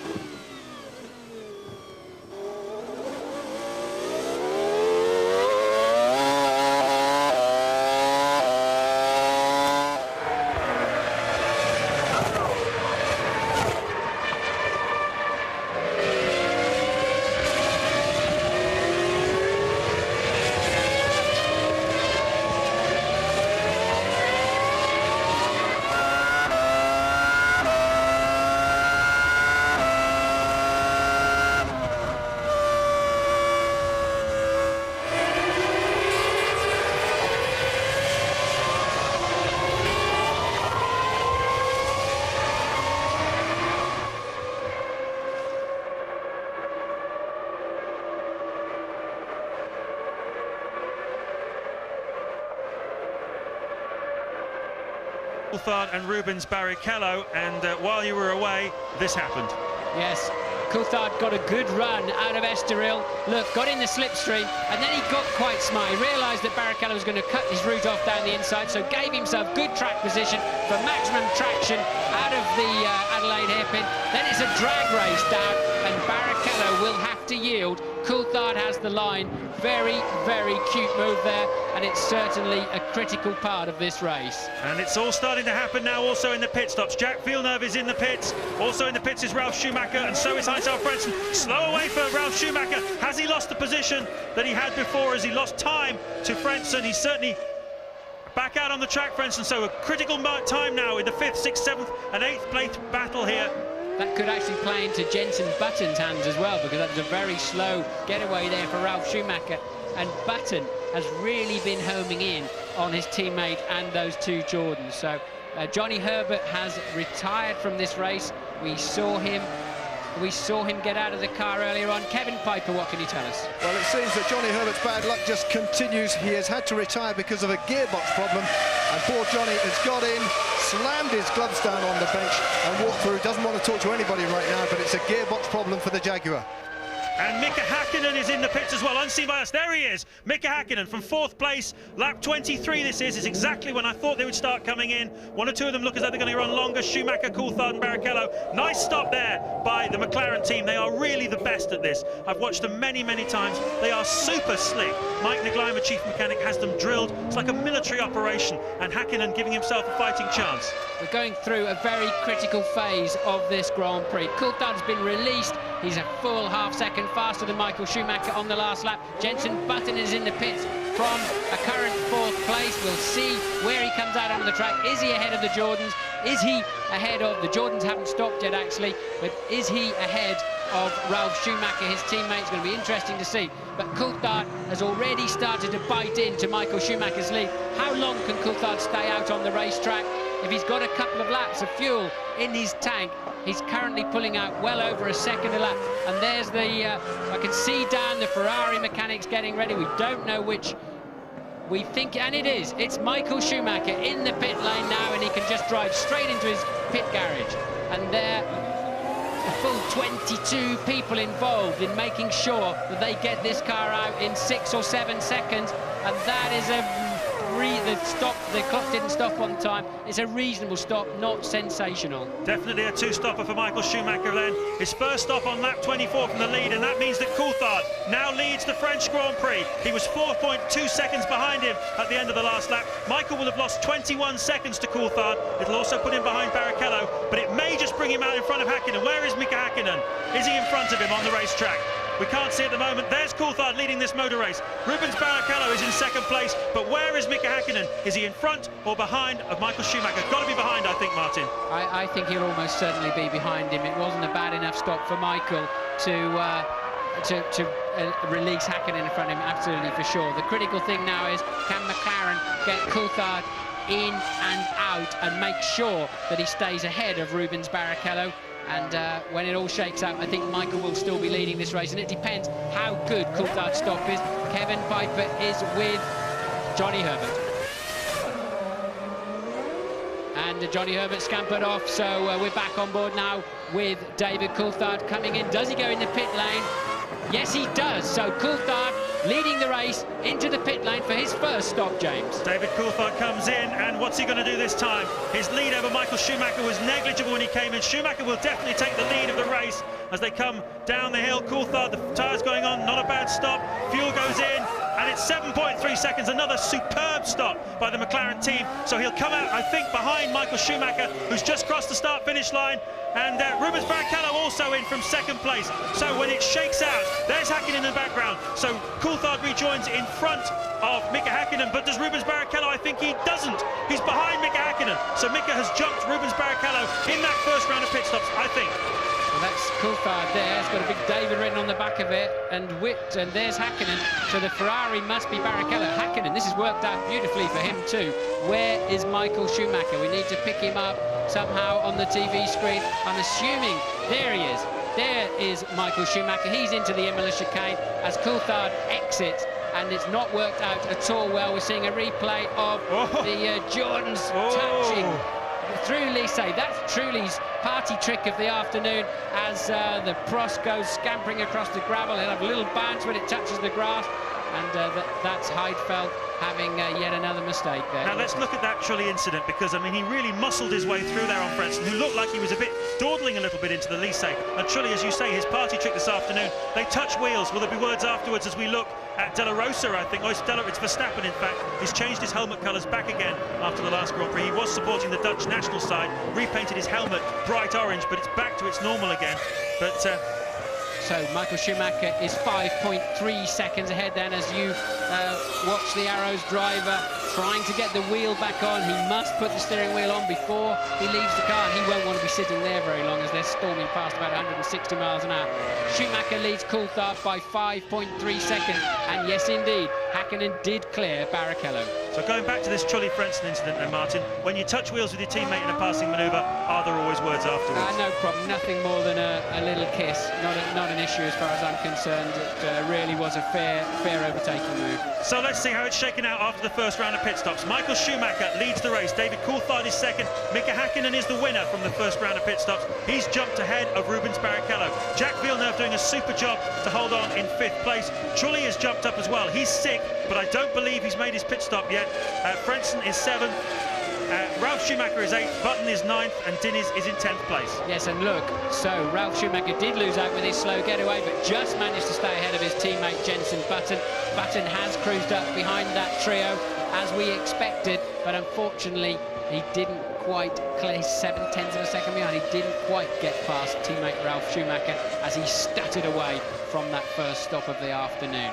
Now I think we've got to look towards lap 46, 47 before we're expecting the key players back in again. Yes, it's exactly as we thought it would be. These stops coming in the early 20s. They've taken on about 50 kilos of fuel in this stop, and that should be good enough to take them through to about lap 45. And very good pit work today by all of the teams. It really is such an exciting part of Grand Prix racing nowadays. You're looking at this tremendous scrap between the Williams and the two Jordans. That's the Trulli, Frentzen and Ralf Schumacher, with Jenson Button just behind his teammate in a much stronger performance by Jenson. And you've got to get smart here now. You go out on a new set of tyres, you have fantastic grip, much better than when you pitted. The tyres degrade here faster than just about any other circuit in Grand Prix racing. And you've got to resist the temptation, James, to use all of that extra grip, because you can burn those tyres out so quickly. Sure, you want to go faster, you have got some more grip, but don't punish the tyres until they've settled down for a couple of laps. And there you see the Jordan ahead of both Williams, and these cars really do seem very evenly matched as we see a Sauber in the pits, and that is Pedro Diniz. That's got to be out of sequence. Yes, just a little bit sloppy as they pushed him away. But let's just talk a little bit about Jenson Button.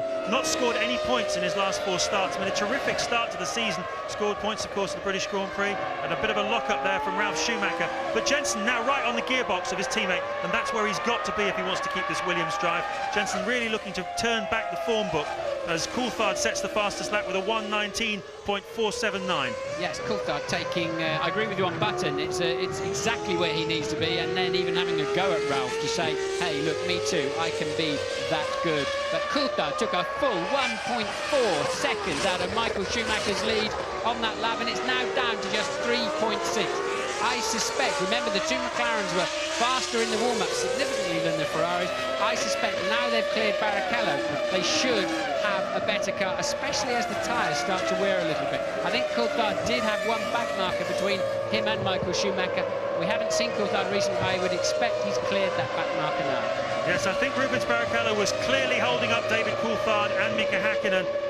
Once again, Barrichello not finding the kind of pace of his teammate Michael Schumacher. And now this man, David Coulthard, is like a cork out of a bottle. He's released and he's chasing down Michael Schumacher.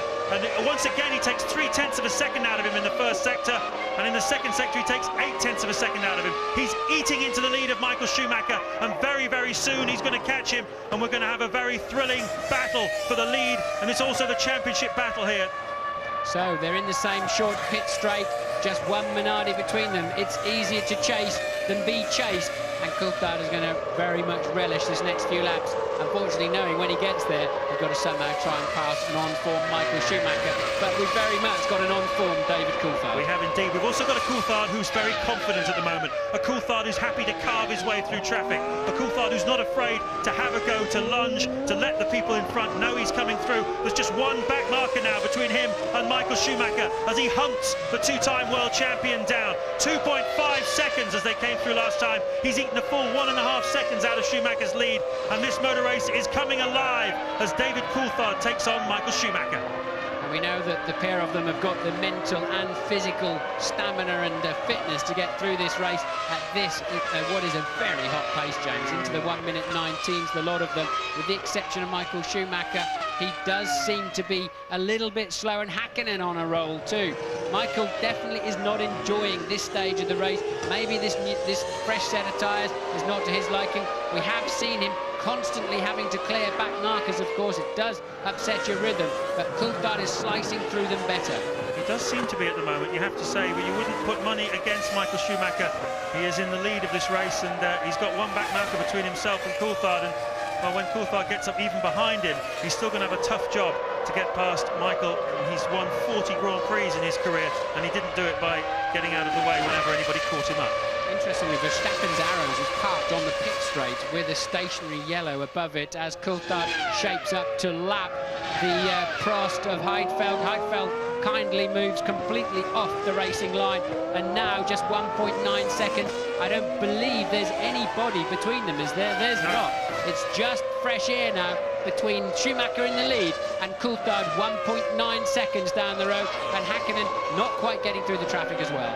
Coulthard has had the strangest weekend. He had a fuel pump failure on Friday and only did 6 laps. On Saturday morning he had a full fuel pump failure and then an engine failure, and he had a real tough time as Häkkinen gets through the back markers as well. He had a real tough time in qualifying yesterday. It was a real test of character for David Coulthard, who eventually managed to unhook a fantastic lap, but we were all wondering whether if he'd had a clear session with a good car that wasn't breaking down on him, whether he would have pushed Michael Schumacher a little bit more. For sure he would have taken that pole away from him. Michael would have had to extend himself. Now we're going to see the battle we've been waiting for a couple of races' time as Coulthard closes right up on the back of Michael Schumacher. It's the only session we saw all through this race meeting where McLaren wasn't at the top, and particularly Coulthard was in final qualifying, where Michael Schumacher put in a stunning first lap of the afternoon. But now the lead is down to 1.3 seconds, and at this stage Coulthard's got to make sure he's concentrating on his bit of the racetrack and not focusing too much on the rear wing of that Ferrari, but he's going to be happy. So we're looking at reasons for why Michael Schumacher might be losing time. His last lap, a 1:21.205. Doesn't seem to have had a great deal of traffic on that lap. He's closing up on some more on a Prost. I think it probably is the case, Martin, that he doesn't like this second set of tyres very much. It seems odd, I know, to when you watch it. They're all black and round and there's 4 of them and you bolt them on. How can there be a difference between them? But there so often is, and quite often, particularly in the middle stint of a race, we see the second set of tyres just doesn't work quite so well. It was one of the reasons why Schumacher got into trouble in Jerez in '97, which allowed Jacques Villeneuve to make that move on him. And of course, the World Championship turned at that point, and these tyres do seem to be very much of a struggle for Michael Schumacher. Yes, that's the point. When you're saving brand new sets of tyres for the race, inevitably you don't know what they're like, and you put them on, and it's a chemical reaction when the rubber is biting the track. And look how close Coulthard is now, and he's not close enough to have a go up the inside into Lise, but he really is just homing straight in. Another 0.7 of a second faster, and Häkkinen now easily the fastest man on the racetrack, back there in third. The McLaren is working beautifully. Just watch him. Coulthard can get the nose of that McLaren exactly where he wants to. The McLarens are faster than the Ferraris at this stage of the race. Just half a second in it then on lap 32. We're not even at half distance yet, and already we're approaching a battle for the lead. Now what's going to happen, look, and Coulthard again, he appears to have a much better car under braking into that hairpin, so if he can stay close enough, just like with Barrichello, he's going to be able to get past Michael Schumacher. If he can't clear Schumacher quickly, what's going to happen here is Häkkinen's going to cruise up on the back of both of them. Coulthard had a slightly shorter stop than the others. I don't know whether they put a slightly less fuel in, whether he's got to go for a shorter middle stint, or whether it was just absolutely clockwork for that particular stop.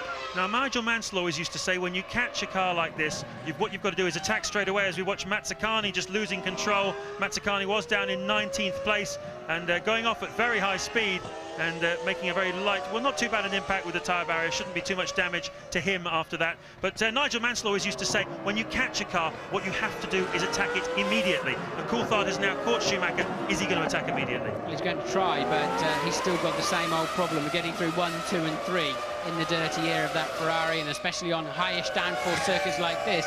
You know, a Formula 1 car punches a pretty big hole in the air, and all of that turbulent. But look, Coulthard appears to have good speed in the middle. Again, could come to the white line. Can he pick up a bit of slipstream now? He's just about close enough. Yes, he is homing in, and Michael Schumacher knows it, and he goes to the inside. Now, we know Coulthard's better under braking, and he tries to go around the outside. Oh, don't get too close to him, Dave, for goodness sake. You'll be popped up in the air. But Coulthard, he knows he's got to show Michael Schumacher some muscle. But as I said earlier on in this race, Schumacher doesn't need to win this race. David Coulthard does. That's absolutely true, and Michael Schumacher needs to be shown a little bit of strength, as you say. It's absolutely essential with Schumacher that you have a little element of fear, because he really seems to fear nobody. He walks around this paddock with such an enormous air of confidence. He swaggers around. He's the best driver in Formula 1. Everyone keeps telling him that. And David Coulthard is really on a roll. His confidence, his momentum have been growing throughout the second part of this season, and he really needs to make a move. Let's have another look, Martin. Yes, let's have another look. And there was not a lot of point in trying to squeeze Michael Schumacher at that point. It could have ended up in tears, that one with a broken wishbone. But there's another view of it, and David really saying, hey, I'm coming after you. But I think he was pushing his luck a little. It was yes, do that one more time, he says. And well, other gestures. French I'm gesture, pretty obviously. impressed that Coulthard's got the presence of mind to be thinking about that as he's going around the outside trying to take the lead in the French Grand Prix. But there you go. But as advertised, it's Mika Hakkinen that's now cruising up into the picture, just 0.4 of a second behind Coulthard. And Coulthard seems to have lost just a little bit of ground as a result of that. He's obviously taking stock and just having a bit of a think about where the best place to get Michael Schumacher is. Certainly on the evidence of what we saw on lap 33, under braking for the Adelaide hairpin is going to be the best place, but also a surprise move could do well. I think Schumacher will now be expecting that move possibly into the hairpin as we turn back and look at this battle for 6th, 7th and 8th place, still raging as it has from lap 1 between Trulli, Frentzen and Ralf Schumacher, and it's in that order. Trulli 6th, Frentzen 7th, Ralf 8th, and Jensen Button still holding on in 9th place. Terrific scrap here for 6th place between the two Jordans and the two Williamses, and really this is the battle for the best of the rest in a way. Jordan were 3rd in the Constructors' Championship last year, desperately want to hold on to it again, particularly with the news this weekend. They're going to have Works Honda engines for the next 5 years. There's an enormous wave of confidence at Jordan. At the moment they're languishing down in 5th place in the World Championship, and today they need some big points to get themselves back up where they feel they should be, which is 3rd in the Constructors. And at the moment it's Benetton who are currently 3rd place. Yes, Jordan were in a catch-22. They don't have a technical director. Mike Gascoigne's off to Benetton, which is soon to be called Renault, and they didn't have a works engine. You need one to attract the other, and they had neither, and they really were in trouble. So that Honda news is really a lifesaver for Eddie Jordan and his team. And very bad news, of course, for British American Racing, because it means they'll be sharing what they previously thought was an exclusive engine.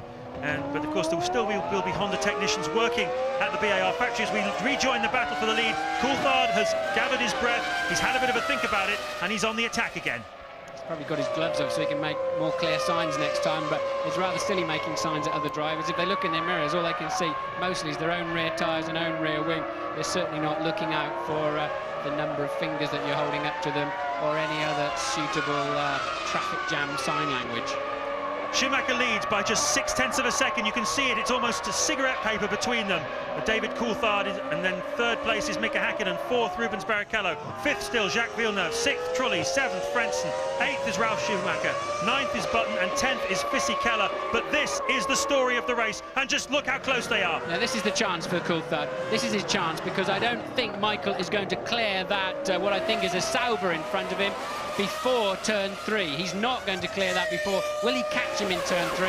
Because if he does, that is when Coulthard is going to get a good clean run at him, because Michael is then disadvantaged in the same way he is in the dirty air of another car. But in fact neither of them have caught the blue car, so it stays pretty. Catch him in turn 3, because if he does, that is when Coulthard is going to get a good, clean run at him, because Michael is then disadvantaged in the same way he is in the dirty air of another car. But in fact, neither of them have caught the blue car, so it stays pretty much. But and there is Wirtz off the road, continuing his terrible season. But I don't want to see this. I want to see this. Coulthard has got a much better run, but Michael Schumacher, the widest Ferrari you've ever seen, managing to occupy just about all of the track at the same time. And that's where he got past Barrichello. That's where Coulthard passed Barrichello under traction coming out of that corner as he has another look down into the hairpin. No, you'll never get through there. That's definitely one at a time, and there's no way that David's going to have a chance through there. Wirtz leaping over the tyres, but this is the real action. The two McLarens now really harrowing Michael Schumacher. He simply doesn't have the speed. And that's Wirtz trying the Truly trick. And look, that's a bit pathetic, isn't it? So absolutely nothing separating them. That's Jean Alesi, you can see. He doesn't quite understand what on earth is going on there. That was smart stuff from Alesi. He saw him coming, look, turned out and let him just stream through. So John Alesi there showing great awareness. Back with the lead battle, Schumacher, Coulthard, Häkkinen. Nothing to choose between them. 22 points between them in the World Championship. But today is the day when McLaren have to work as a team. They have to get a 1-2 finish ahead of Michael Schumacher. And how are they going to do it? As we work lap 38 of this race, we've just passed the halfway stage. Schumacher, Coulthard, Häkkinen. Barrichello being dropped now, 3.8 seconds behind. No, I don't agree with you, James. Barrichello is now lapping 1.4 seconds faster than Michael Schumacher, and he's beginning to cruise in. He's just 2.7 seconds behind. There he is in the background, look. So Barrichello has got a second wind in this race. Oh, David, you've got to be closer than that, mate. Otherwise, you will be going to be losing at least a nose, if not a front corner. But at least, I don't think he was actually having a go there. He was simply trying to annoy Michael Schumacher. And I think Barrichello is definitely in with a chance of cruising up and making it a foursome. So it's been some time now that Coulthard's been up the gearbox of Michael Schumacher. He's had one serious attempt at passing him. He's had a couple of little looks. But what about Mika Häkkinen in third place? What's he thinking about this? Is he going to start joining the party? He's going to let David have a try?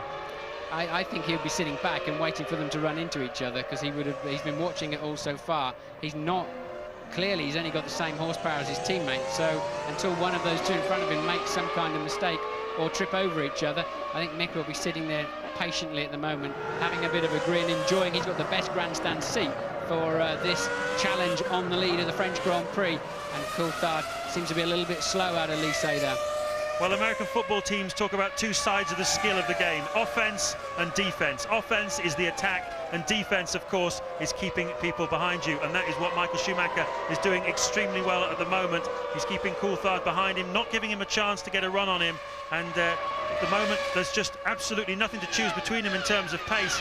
But Coulthard just unable. You see how much he closes up under braking into the hairpin. Well, I mean, if David can just get anywhere near him, and he's not got the run that he had on Barrichello when he made the move for second place, but if David gets anywhere near him, he's just going to stream past under braking. And Michael is necessarily thinking he's in a Ferrari Testarossa this afternoon, which is pretty wide, because that's his only chance. He seems like he just can't brake any later. That McLaren is awesome under braking. It is awesome under braking, but is there a possibility that this is Schumacher playing a few mind games just there, as Coulthard gets very, very close again into this chicane? He does seem to close right up. It's the grip he's getting out of the slow corners that's giving him the chance to get right up with Schumacher. But is Schumacher playing mind games here? No, his car's not fast enough. Schumacher's struggling. He would not be braking that late. He's leaving himself extremely exposed, but he will not mind turning across the nose of that McLaren. And David should be aware of that, I'm sure he is. But Michael Schumacher doesn't have any speed in this segment of the race. Michael Schumacher's history is a history of taking no prisoners. He's taken no prisoners in all the confrontations he's had wheel-to-wheel with David Coulthard down the years. There's been many an angry word exchange between the two of them. We think back to Spa in 1998. We think back to Argentina in 1998. They had to sit together on an aeroplane watching a video in order to calm each other down. They were at each other's throats. Look, James, sorry to interrupt. Look, but this time David is going to get up the inside, surely. Yes, he is. And now he's got track position. He'll run Michael out. That was super stuff from Coulthard. He made Schumacher have to lift off, and can Häkkinen make good use of that now? And, well, Michael holding his line, but David is really in. I wouldn't want to meet him this afternoon anywhere. Coulthard really in super aggressive mode. And you were listing the times they run into each other, but more recently, Silverstone And remember, in Kuala Lumpur last year, it was always David that came off best in those type of situations, just like he did then. And did you notice that he wasn't satisfied in just passing him, he actually ran him off the road to make sure he had to get out of the throttle. Here it is again, take us through it, Martin. So Michael having to cover the outside line, you're not allowed to move twice, Michael knows that, and David also knew that too. And David now thinking, okay, right, you want to play hard with me, tough with me, I'm going to run you to the outside, you're going to have to get off the throttle. And the tyre walls touched on a couple of occasions through there, and I tell you, the Formula 1 cars don't have to look close when you're in that position. But look, they're touching again. Coulthard's rear tyre just... You're pushing your luck there a bit, David. The suspension is not very tough in that when it's forced in that direction. They're supersonic tough when they're when they're being used as they're designed to be, but not like that. Aggressive, tough, ruthless, and very, very fast. What happened to the David Coulthard we used to know? Absolutely extraordinary. A changed man so far this season. He leads now by just 1 second from Michael Schumacher. Mika Häkkinen is menacing, just 7/10 behind as Heinz-Harald Frentzen pits from 8th place. He's behind Jarno Trulli, and Ralf Schumacher's got past him as well. So it's Coulthard leading, Schumacher second, Häkkinen third, Barrichello still fourth, Villeneuve holding on well in fifth, Trulli still sixth, Ralf Schumacher seventh, Frentzen pitting there from 8th, Fisichella doing well getting up to 9th, and Button has dropped down to 10th place. We saw Johnny Herbert, of course, retiring earlier, and Eddie Irvine slipped down to 17th. And this, the back markers not helping Coulthard at all here. Back markers and the arrows in particular, I guess it is definitely... and De La Rosa goes in the pit lane. That was good news for Coulthard. He lost a lot of time there, and he's got a bit of breathing space now. The lead that he pulled out, he lost it all behind De La Rosa going into the chicane. Well, we're seeing some fantastic track action here between Ferrari and McLaren, between Häkkinen, Schumacher and Coulthard, and some overtaking on the track, some superb work. But I should remind you that we are also approaching the second round of pit stops. This is lap 42, and we expect to see them starting to come in around about lap 45, so pit stops will start to work into the equation. Will Häkkinen attack before, or will he wait for the stops to make his pass? Certainly this set of tyres doesn't suit Schumacher, and he should really try and get past him before the stops. Yes, he's going to want to maximise this run if he can. He doesn't want to stop any earlier than he has to and take on even more fuel. But at the same time, Coulthard needs to make sure he stretches this lead out as we watch Fisichella leaping across the curves. He's going to run out of road on the outside for sure. Just gets it on the brake. His tyres are turning green because they spray paint the grass here to make it look prettier. And he managed to live for another day, didn't he? Now Coulthard's got some clear air. He's got to stretch this lead to give himself a cushion when he comes in what must be 4 or 5 laps at the most, I'd have thought, James. Yes, we talked about the end of this second stint being the critical point of this motor race, and certainly the pit stops are coming into view now, and this will be where the race is won and lost. Although, judging by the way these guys are going at each other on the track, I think it's quite possible we'll see more overtaking for position later on in the race. But as you so rightly say, Martin, Michael Schumacher doesn't need to win this race. David Coulthard desperately does. And Coulthard, he needs to be careful when the tyres are worn out towards the end of a stint, but you're pushing as hard as you can, then it's the moment when you're most likely to make a mistake, outbrake yourself. But look at the kind of lead he can pull out on Michael Schumacher. It's 1.4 seconds ahead at the end of the previous lap, all done on lap time, and now just stretching it again. He should be well over 2 as he gets to the end of this one. Michael Schumacher with his mirrors now full of yet another McLaren. Been some time since we've seen McLaren with a race pace such as this, able to really take on Ferrari as Jarno Trulli pits from 6th position. So that puts Ralf Schumacher up into 6th place and puts Jenson Button back into the top 10. But of course, Jenson will still have to make his second stop. So a terrific scrap still going on there for the last points paying position between Trulli, Schumacher and Button, Frentzen involved in it as well. And this is the battle at the front. Some great scraps here today at the French Grand Prix here at Magny-Cours. Sometimes the drivers say it's not a particularly thrilling track, but it's giving us a great Grand Prix here today, and a wonderful scrap for the lead between Coulthard, Schumacher and Häkkinen. Ferrari mechanics outside our window, James, and I hear, and yes, look, Michael Schumacher is in, and so is Mika Häkkinen. So 2nd and 3rd place in. Häkkinen has to sweep around the Ferrari pits. Michael Schumacher has a straighter run. Who can get their cars up and running earliest? Schumacher's away, but Häkkinen must be just behind him. And, well, Häkkinen's not coming out at all, is he? And now he leaves. So a bad stop there for Häkkinen.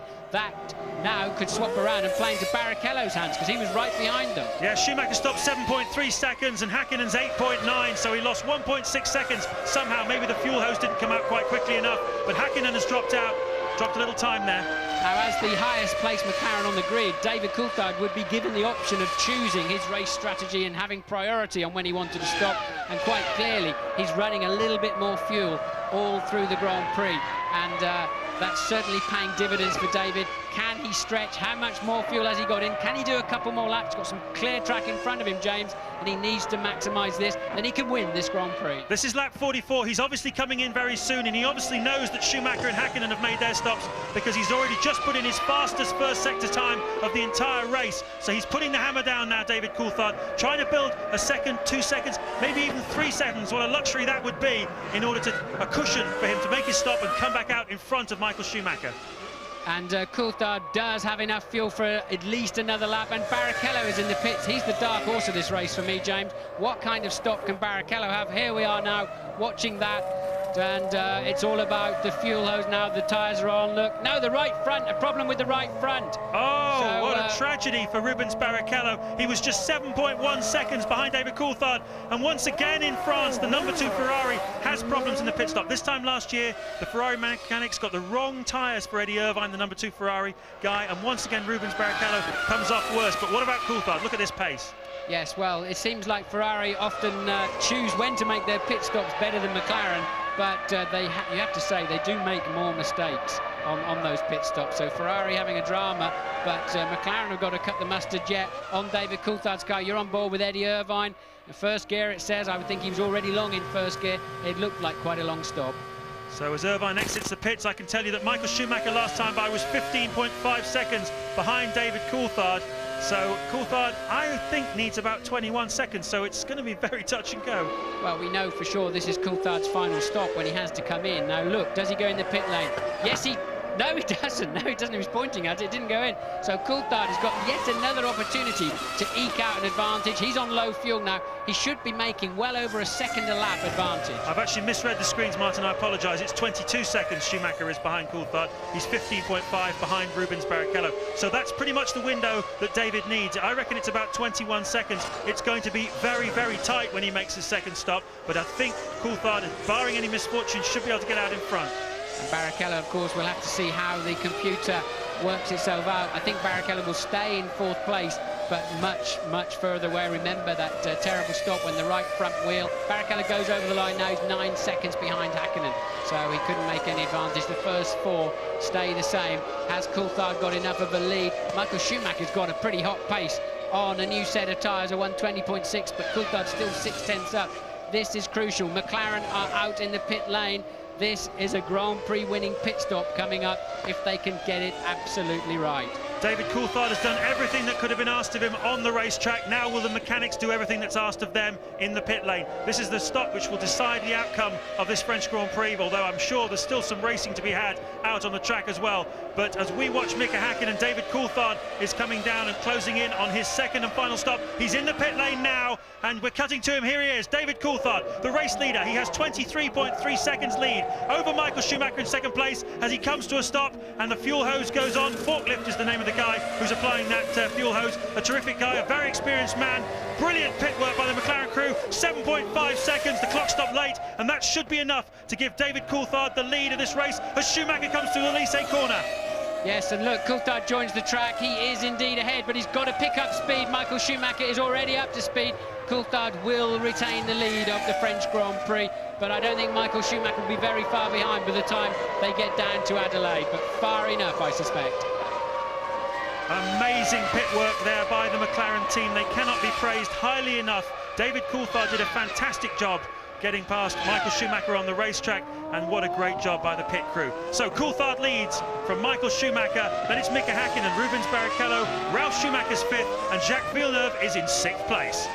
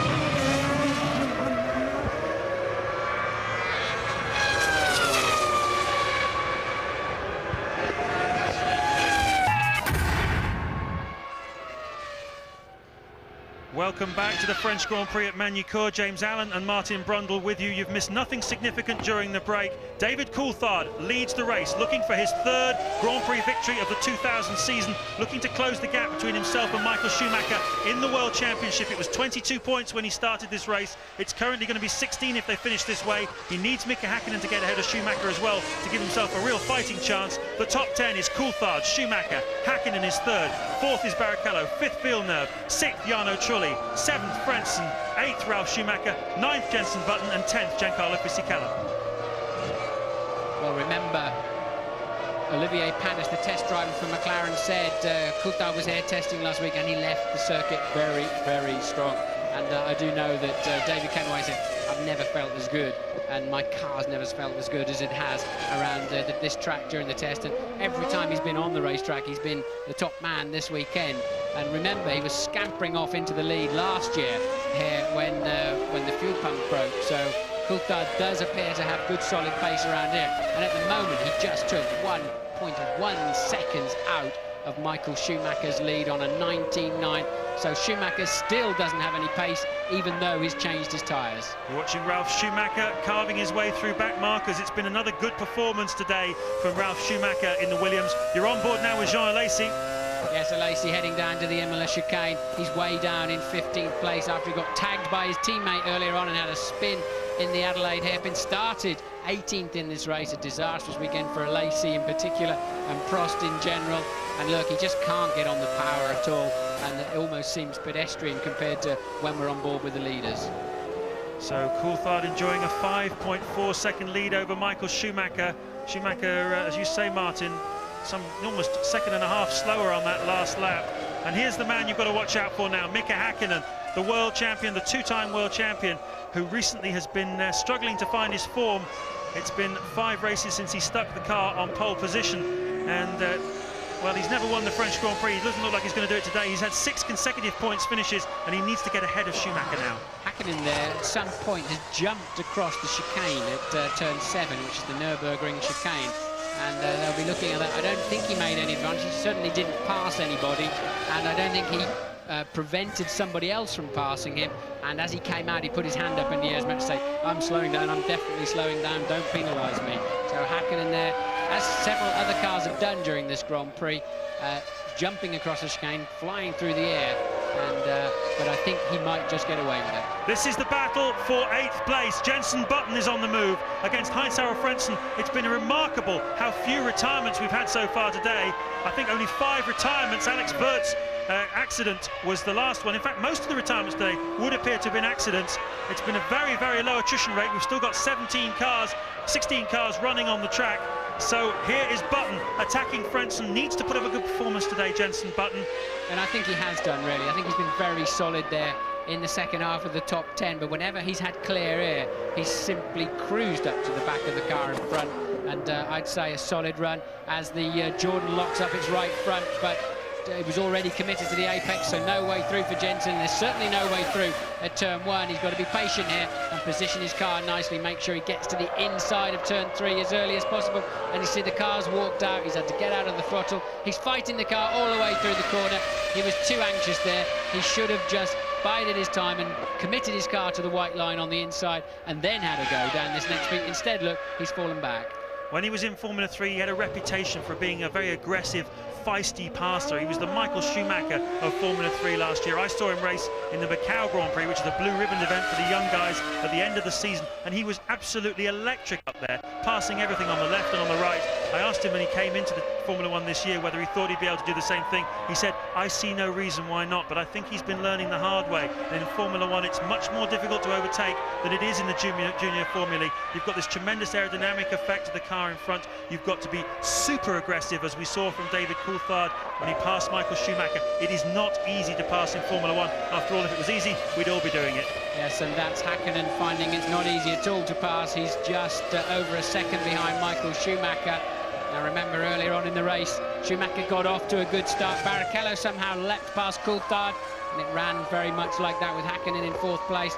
Coulthard making a good move at the hairpin on Barrichello for 2nd, catching Schumacher up, having a couple of dust-ups with him, and then taking the lead. McLaren with some fine pit stops Barrichello losing out heavily with a bad pit stop. He's now still 9.5 seconds down on third place Häkkinen that you're looking at now. But Michael Schumacher is still struggling for pace in that Ferrari, losing about a second a lap to the runaway race leader, David Coulthard. Yes, and Häkkinen seems to be keeping very much nicely in touch with Schumacher. We've got an incident down at the hairpin. It looks like Alesi having his second spin of the day with one of the two Minardis, which must be Marc Genet. So Alesi and Genet, that was a battle for 15th place. What an ignominious way to go for a man like Jean Alesi with 31 podiums to his name, just to be nerfed by Marc Genet in a Minardi. Yes, but when we were on board with Alesi, remember, he really was just cruising.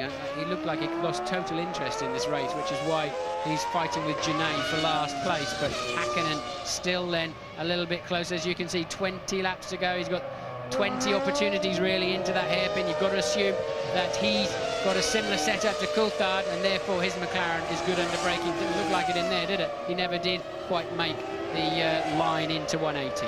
So David Coulthard sitting very pretty at the front, 8 seconds now ahead of Michael Schumacher, with Häkkinen, as you can see, holding station behind. Barrichello is fourth. Jacques Villeneuve doing superbly well. We haven't seen him, but he's going brilliantly in 5th place in the BAR, and Ralf Schumacher is in 6th place. We'll be back in a couple of moments.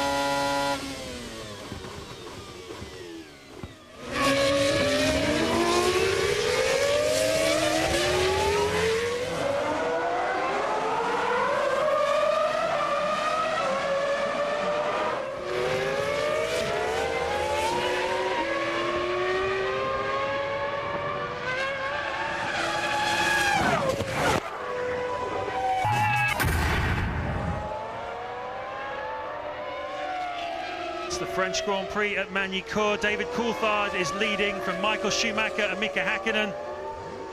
And this happened while you're away. Ralf Schumacher taking over 6th place from Jarno Trulli, slicing up the inside. Trulli didn't really defend in an aggressive way. It's a short replay, that one, but and didn't have a go on the way out. Ralf Schumacher now catching very quickly Jacques Villeneuve in 5th place. Not often you see Michael Schumacher fading during the course of a race. I'm absolutely certain it's nothing to do with his physical condition, but Mika Häkkinen now is in a position to do to him what David Coulthard did to him about 20 laps ago.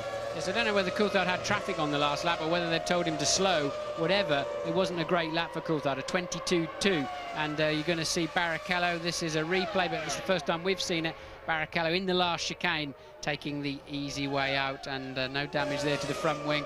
Häkkinen now attacking, but not close enough to Michael Schumacher. I wonder why Coulthard had a slow lap the time before. Sometimes they say to you, cool it, you're pulling away, you're 8 seconds in the lead, and you back off what you think's a little bit. Next time around, you've lost 1.5 seconds. Now let's talk about team tactics, Martin. At the Japanese Grand Prix last year, Michael Schumacher needed to win the race for Eddie Irvine to win the World Championship. He didn't do it. Right now, Mika Häkkinen needs to get ahead of Michael Schumacher to have a chance himself of a World Championship. But more importantly, if he does that, he really hands the initiative to David Coulthard. His lead will be 14 points over Michael Schumacher, and then I think we're going to get into some team tactics situations. We'll talk about that in a moment. We've got a replay right here of one of the Saubers going straight on, and it was Pedro Diniz, in fact. What about these team tactics, though, Martin? I mean, Häkkinen, is he going to be told? No, I think he'll be left to work that one out for himself. He's got to get past that Ferrari. Certainly, Coulthard gave Häkkinen a big dollop of helping to his '98 World Championship, particularly, and but at the moment, Häkkinen's thinking only of his World Championship, and understandably so. Louise has got something to tell us. Yeah, just a note on the contrasting moods down here in the pit lane, Martin. Obviously very subdued at Ferrari. They watched their man Schumacher overhauled by Coulthard. No obvious explanation that they'll give me anyway for Michael's lack of pace. Rubens paid a heavy penalty for that problem in the pit stop. That was a cross-threaded nut. In contrast, the tension is really building at Ferrari. The boys sitting watching the race in the garage, they know as well as Coulthard knows that it's critical to get a good result today in order to keep their championships hopes alive.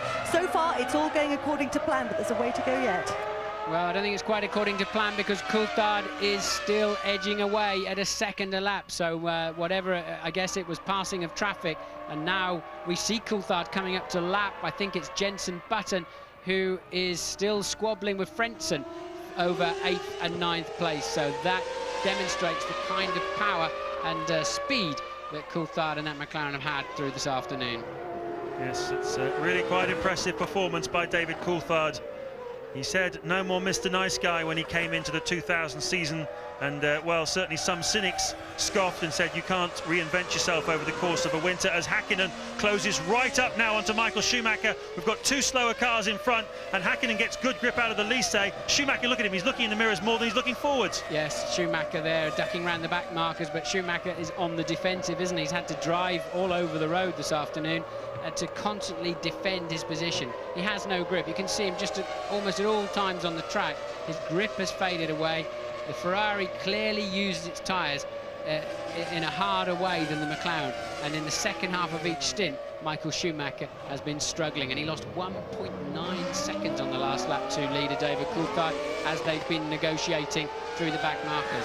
And as I said, I think a key element of Coulthard's race so far is he's been very decisive through the back markers, and it's given him the opportunities then later on to make the moves when they were available to him. A tear-off strip comes off from Mika Häkkinen's visor, and he's focusing his efforts on the back of Michael Schumacher's car. They put these plastic strips on their visors so the oil gets collected on it. They can rip it off and get a clear field of vision. We've got 15 laps to go in which Mika Häkkinen has to try to get past Michael Schumacher, and well, once we get that underway, we'll also start answering all sorts of questions about team orders beyond here. Do McLaren put all their eggs in the Coulthard basket after this? Do they make him the point man to go after the World Championship? Is Mika Häkkinen going to be passing Michael Schumacher in vain in terms of his own championship aspirations? All these questions will no doubt come out at the end of this race, and David Coulthard goes serenely on, 10.3 seconds clear of Michael Schumacher, with Häkkinen right in his trail.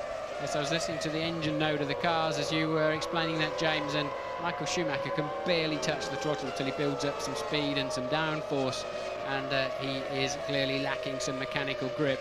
But I don't know, somehow or other, Häkkinen never seems to be the one having a go, but he's got to have a go this afternoon. He was strong, and Michael Schumacher makes a mistake. He's locked his rear wheels, under braking into the hairpin. He's been slow there all day, and Michael Schumacher, that's unusual, makes a mistake, and it was so easy for Häkkinen in the end. Well, sheer joy, as you can see in the McLaren garage. They're certainly keeping their enthusiasm under control. I think they've probably got absolutely everything crossed. They desperately needed a 1-2, as we said, going into this race, and right now they've got one. Absolutely extraordinary mistake by Michael Schumacher, who has got a problem of some sort. He's slowing right down. You can see at the back of your picture there. We don't know what it is. It could be, it's probably something to do with the engine or the transmission, because it certainly isn't a brake issue, obviously. Bad news for Ferrari, good news for this year's World Championship. Michael Schumacher is slowing. Now we got blue smoke, so he is out of the race, of course, just on time as well, as he's taking the shortcut. And what are you doing, Michael? he's going to have to get off the road. He's trying to stay off the racing line. He's trying to recover to the pit, and that's smart thinking from Michael. That's very generous of him, and realised he may be dropping oil. Took to the grass, and Michael Schumacher retires from the 2000 French Grand Prix, which blows the World Championship wide open going into this race. Michael Schumacher had 56 points to David Coulthard's 34. If they stay like this, it'll be 56 to 44. Just 12 points in it between the two of them, and then surely, Martin, we're going to start seeing some team orders from McLaren. Yes, well, we'll have to wait and see, but Coulthard now with a 12.4 second lead, and look, Michael and Hakkinen having a look. Michael's, I guess it must be a gearbox problem also. I mean, Michael already looking around, and it just, I think it threw it into gear and just locked the rear wheels. It wasn't as if he braked too late. He clearly already had a problem as he was heading down that back straight, and that elevates Barrichello up into third place, and Hakkinen and Coulthard, 2 McLarens ahead of him. You know what that reminds me of? That reminds me of the thing that put Rubens Barrichello out at Silverstone. He did a very similar thing in the Woodcote corner. We all thought that he'd made a mistake, but in fact it was something to do with the gear ratios, the hydraulics. They had a problem with that car. It's the second time for Rubens, and it looks like it could be the same problem for Michael today. As he walks back, he's got a fairly firm look on his face, but well, 10 points again gone today. Well, not 10 points, sorry, 6 points gone today. 10 points lost in Monaco. These lost points are starting to notch up for Michael Schumacher. He's had such an incredible run of reliability, though. I don't think he can complain too much. But remember, Coulthard's car could barely make it onto the track through Friday and Saturday morning. So he's still got another 12 laps to do, including this one. David Coulthard leading by 12.9 seconds from teammate Mika Hakkinen. Rubens Barrichello a further 8.4 seconds behind. Villeneuve having a quiet day, but a good day in 5th. Ralf Schumacher still can't quite catch him. And there you saw the back end of Michael's car stepping out of line, and he is already struggling in this race. And it was oh so easy for Mika Hakkinen to take over that second place. And as we watch them head off, look, Michael not defending at all, just struggling through the corner. We're going to take a quick break.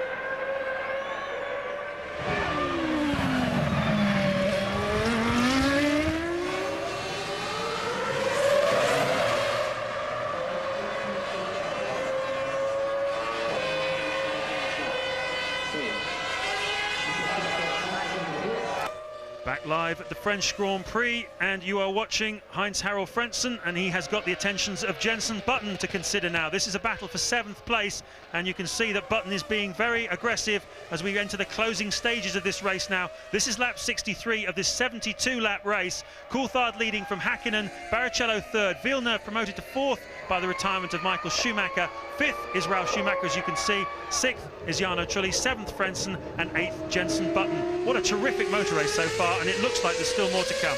Yes, this is a three-way fight, actually. Don't count out Fisichella, although it's for 7th, 8th and 9th.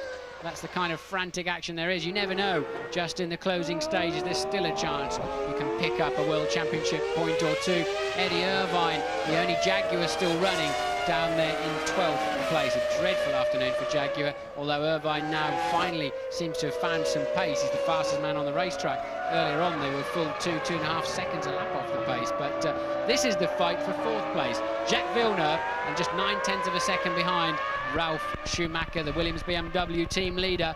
And, well, he caught up reasonably quickly to Villeneuve, but hasn't made much impression now he's arrived on the scene.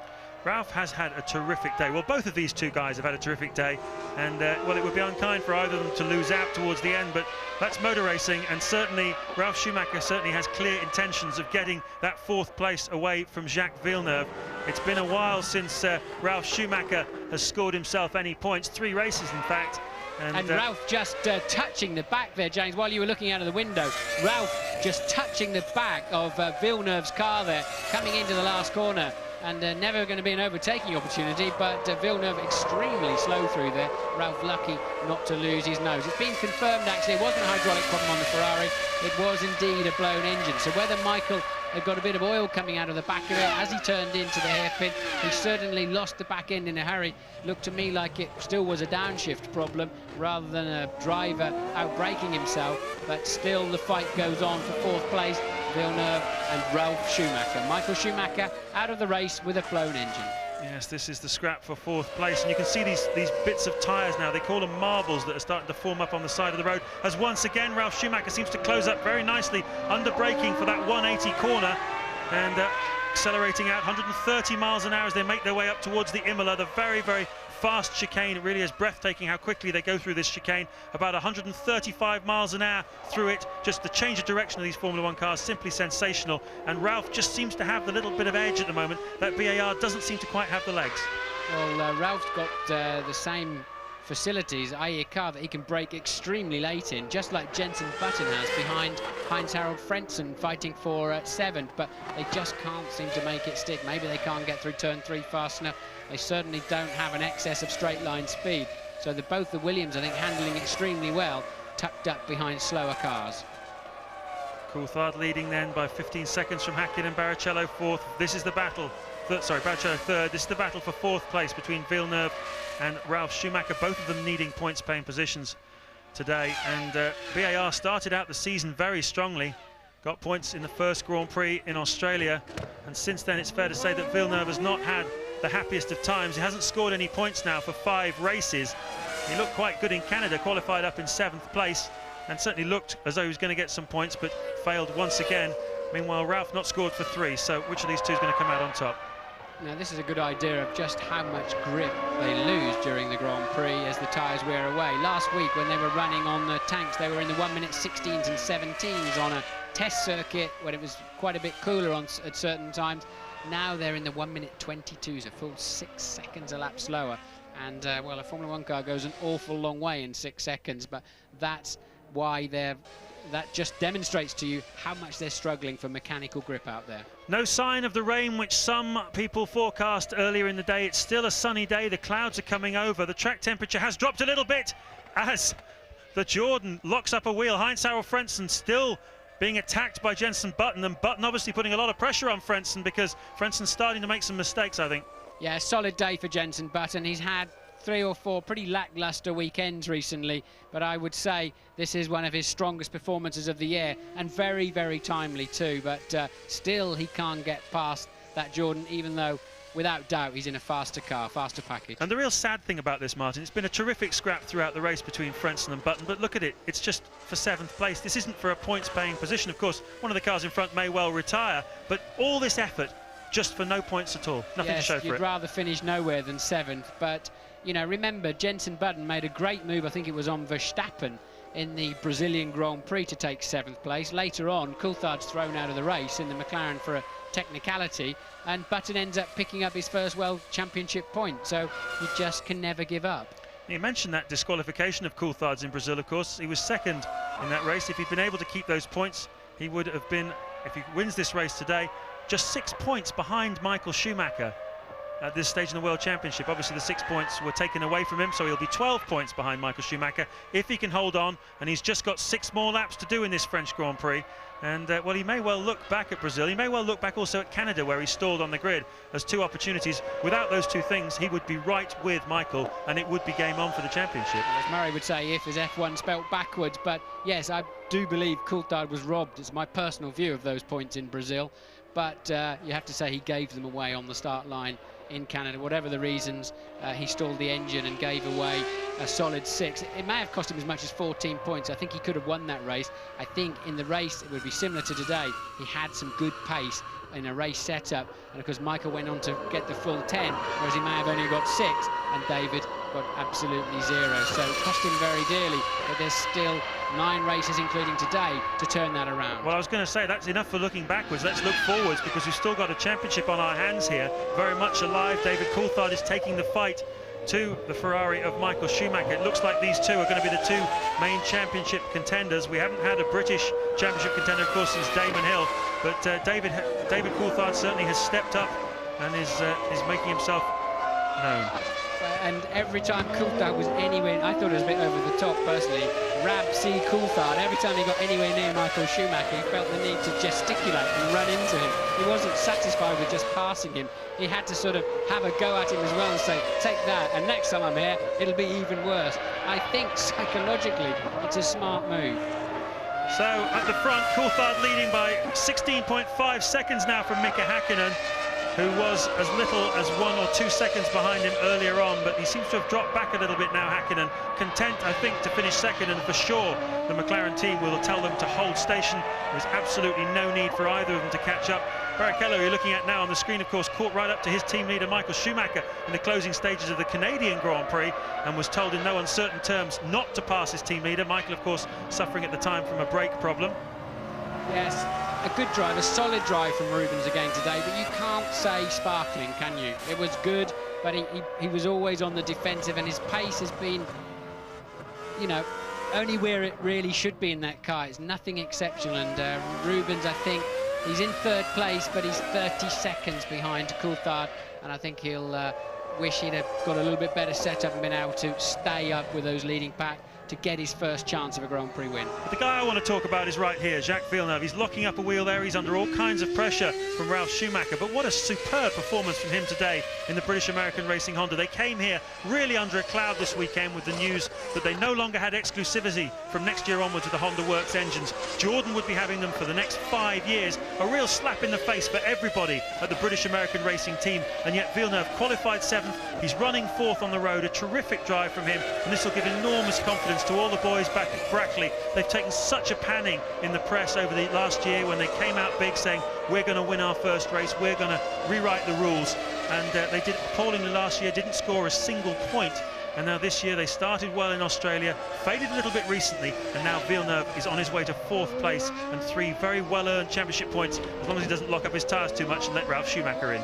Yes, I think BAR will be looking inwards and not outwards. They're also saying, of course, Honda are helping them with the chassis, and I think they're still on the ascendancy as a team. So I don't think they'll be too worried about the Jordan news in that respect. They've got to sort a few things out in-house first. But, you know, once again, Villeneuve was a reasonable player in Canada, to say the least. And until they got wrong-footed on a tyre choice, had he have pitted 1 lap later, Villeneuve would have been a major player in Canada with if he'd have put the wets on. Louise, what can you tell us? That tension I was talking about at McLaren earlier on, believe me, it's all gone. They're laughing, they're smiling. In fact, they've asked me to tell you, James, would you like to stay up there in the commentary position, because they like the results that they get when I'm down in the garage a lot better. Well, I won't even begin to answer that question, Louise. We've got 3 laps to go at the end of this French Grand Prix, and I think the main question now is, can Villeneuve keep away Ralf Schumacher? Eddie Irvine just flashing in the pits for his 4th stop of the afternoon, down there in 11th place.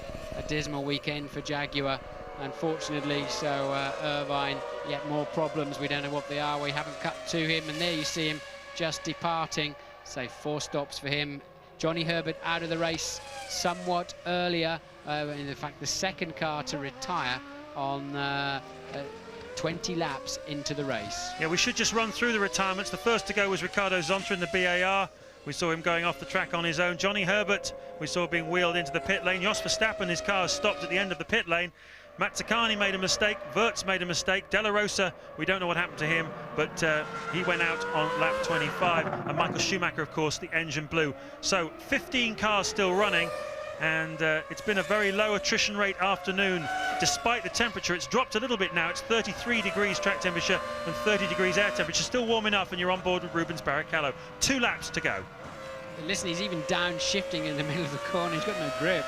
He's really struggling. I mean, you're normally on the power there. Rubens was having to make another downshift. He had so little grip.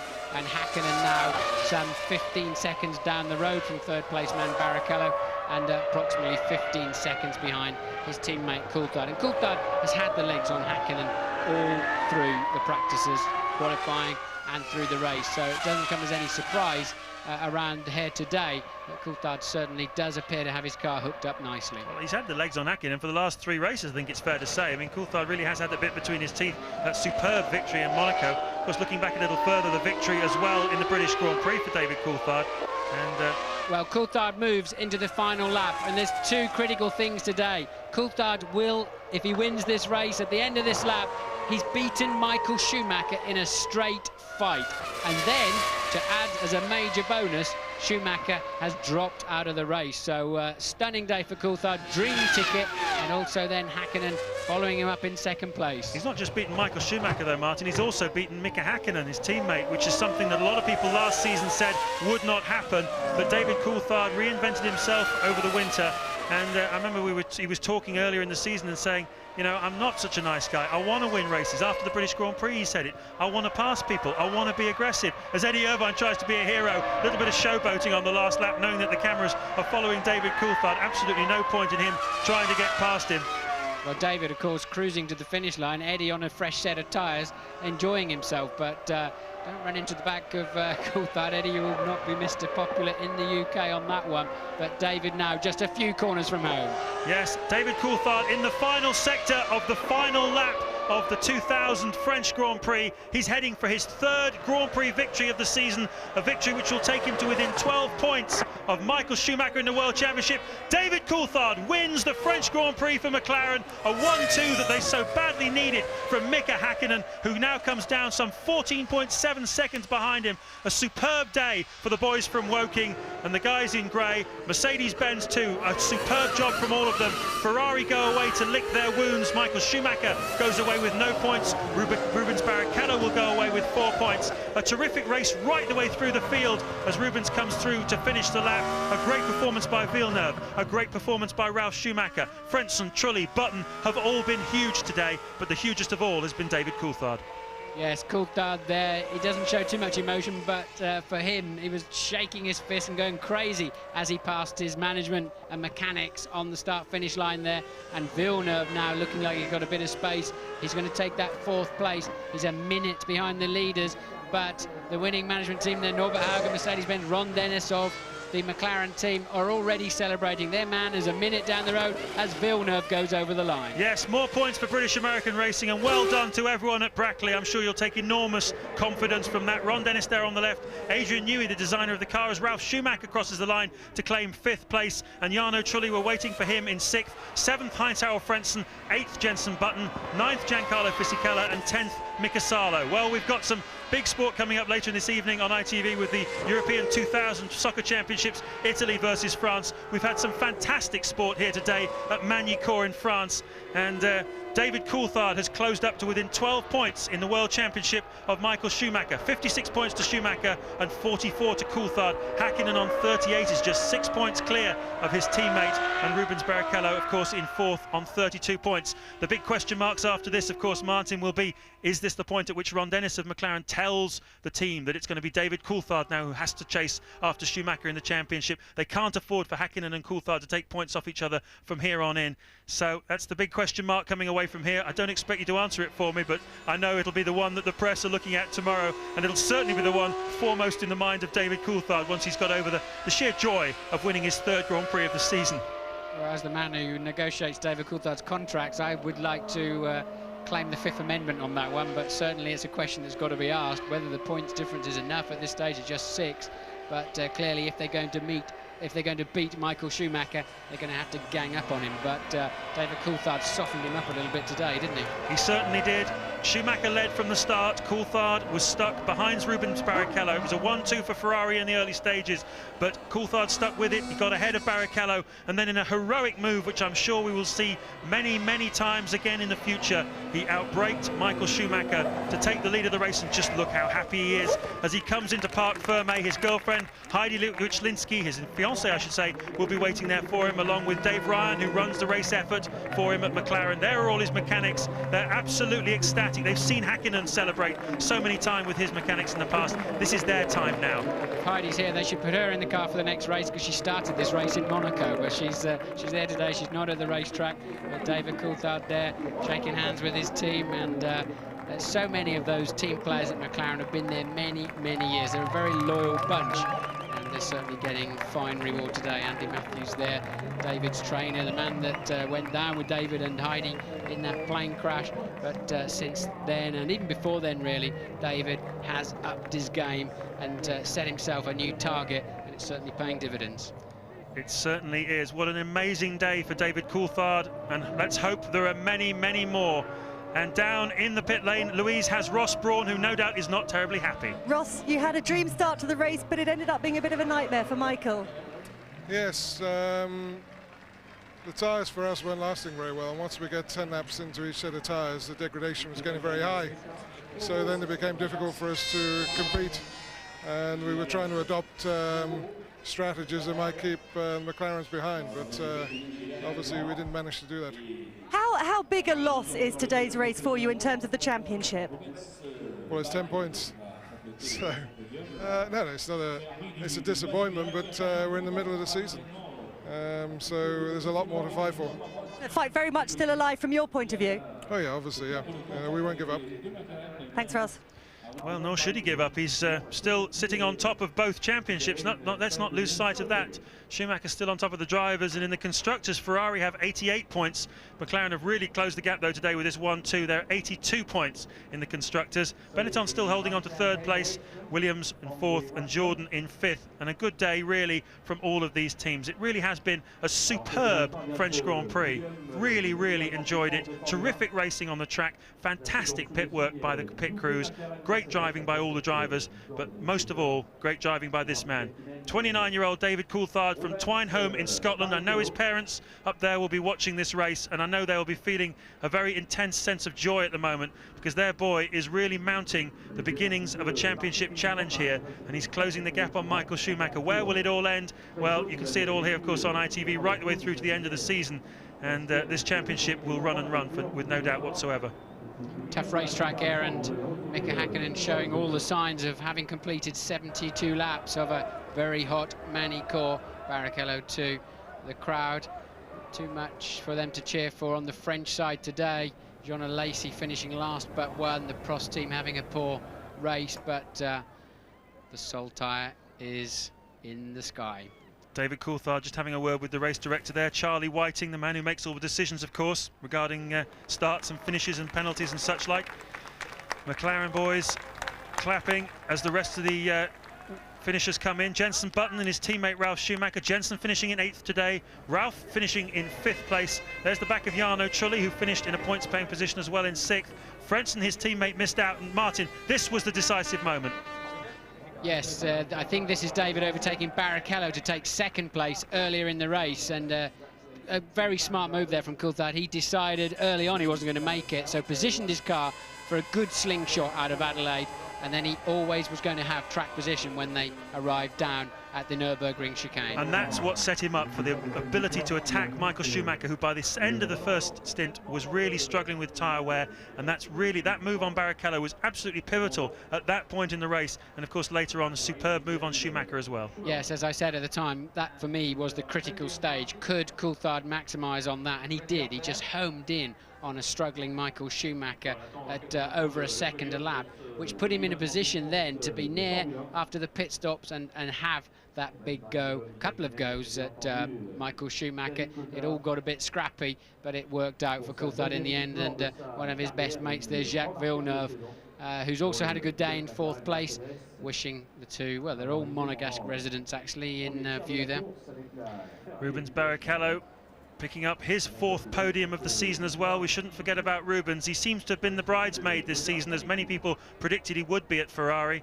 Plenty of Ferrari flags waving in the grandstands here in Magny-Cours in the centre of France. Plenty of Finnish flags as well. Not too many Scottish ones at the moment, but I'm sure they'll be flying high. Here's the start again, and it really was an amazing start. Michael Schumacher cutting right across on David Coulthard, who took a central position. Barrichello going around the outside of him, and it was that shot by Schumacher that really harmed Coulthard and gave Barrichello the initiative. Yeah, the Schumacher chop is getting a bit, as that was Jenson Button, I think, earlier on the race. That's a replay of something we didn't actually see, but Eddie Irvine there outbraking himself into 180, but I don't know where all of these replays are coming from or why particularly, but let's talk about that chop. Look, there, it definitely was two pros running into each other. No question about that. Benetton was an innocent bystander. But let's just talk about that chop. You were saying it's becoming a character of Michael Schumacher's starts, and it's been certainly a talking point. Well, let's leave it actually, because let's just enjoy the moment for David Coulthard up on the podium. Lionel Jospin, the Prime Minister of France, of course, up there with him. And David Coulthard wins his 3rd Grand Prix of the 2000 season. And these boys will certainly be enjoying themselves. Mika Häkkinen looks pretty happy in 2nd place. I think it's the best he could have hoped for today. He didn't get a great start. He was 4th in the 1st stint. Rubens Barrichello, of course, in 2nd place in the 1st stint. And now the national anthem.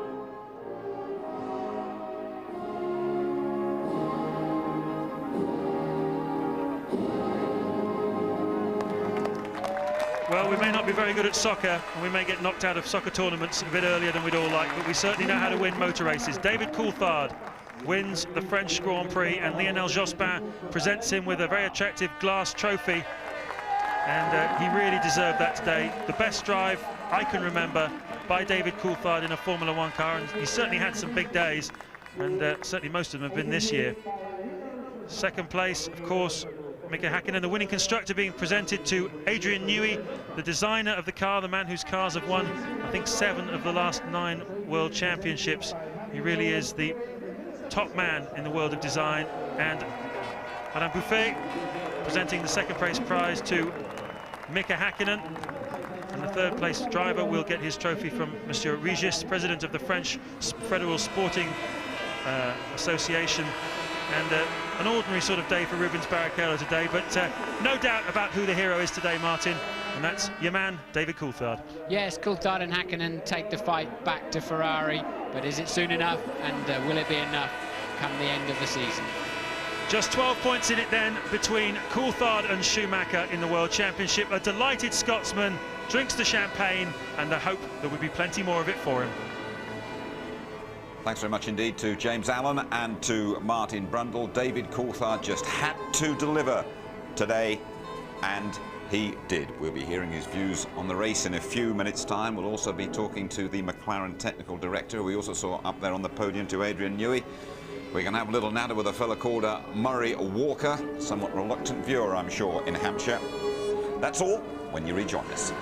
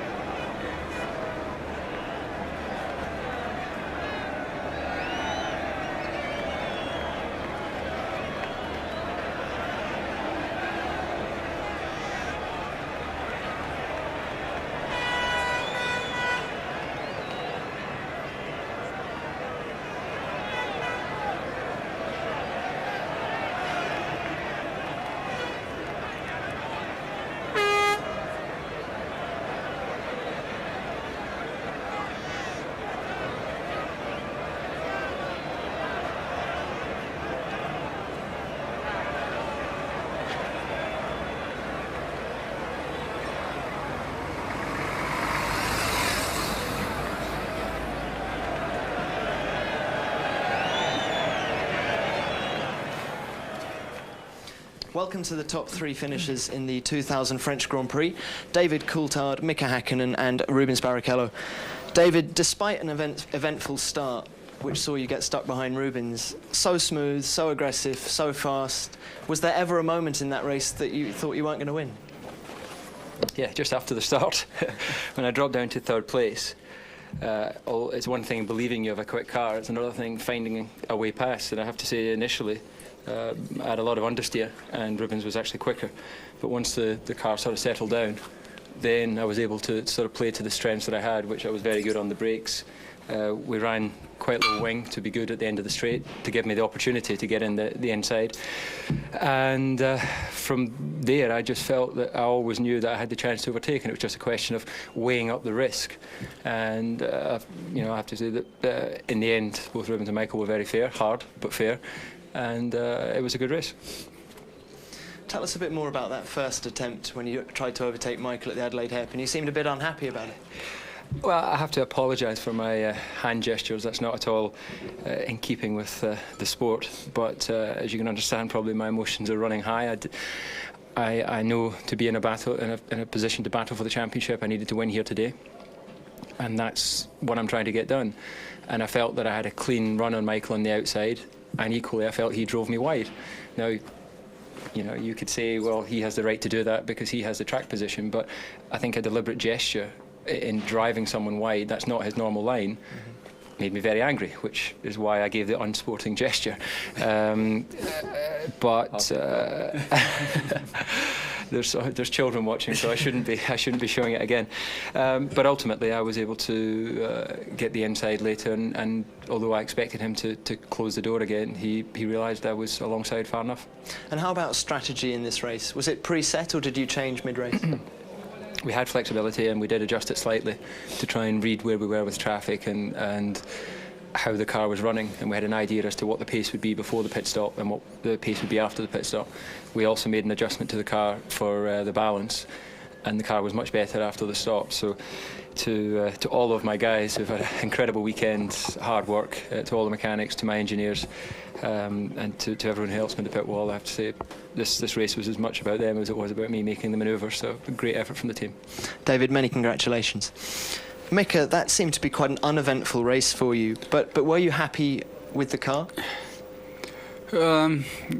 Yes and no. I mean, I wish I would have been 1 second quicker than anybody else. So there is always a little bit unhappiness with the car. You're never 100% pleased, but the reality is we were the quickest cars on the track, so I cannot complain too much. Mm-hmm. You got past Michael with 12 laps to go. Did you try and push David towards the end, or were you told to just ease off a little by the team? No, because after immediately when I saw Michael going off, well, he had a problem, whatever. I realized David was so far away, and I thought, you know, everything what happened, you know what happened in the start example and where the race started. I thought, hold on a second, we are first and second here, and I think this is the fabulous situation for the team, and it's no point to start now pushing like mad out there and the risk. To myself, a risked car and the risk of points would we are able to get to this race. So I decided to just look how far the Rubens is running and driving that pace that way he cannot catch. Great. Many congratulations. Thank you. Rubens, you got ahead of David at the start, but seemed to drop away from Michael quite quickly. Did you have a problem with your car? No, not at all. I mean, it was just settling on the race and making it easy a little bit for Michael. And basically, I thought at the beginning I could handle it quite well, David behind me. But then after, I don't know, 10, 15 laps, the tires were starting to give up a little bit. And his car was quite fast and quite fast on the straight as well. So then it was quite difficult because he put a lot of pressure on the braking, and I was in difficulties on the braking, and then he overtook me on the exit of the corner. 2 slow pit stops as well. Can you talk us through those? Well, I mean, the first one was just a slow pit stop. The second one was a problem on the front right wheel. That's dropped me back 10 seconds from them, because I heard that Mika had a so-so pit stop as well, so I could eventually pass him again. And but today we were not the happiest ones on the pit stop. Following Michael's retirement, were you told by the pit wall to slow down to preserve your engine gearbox? Yes.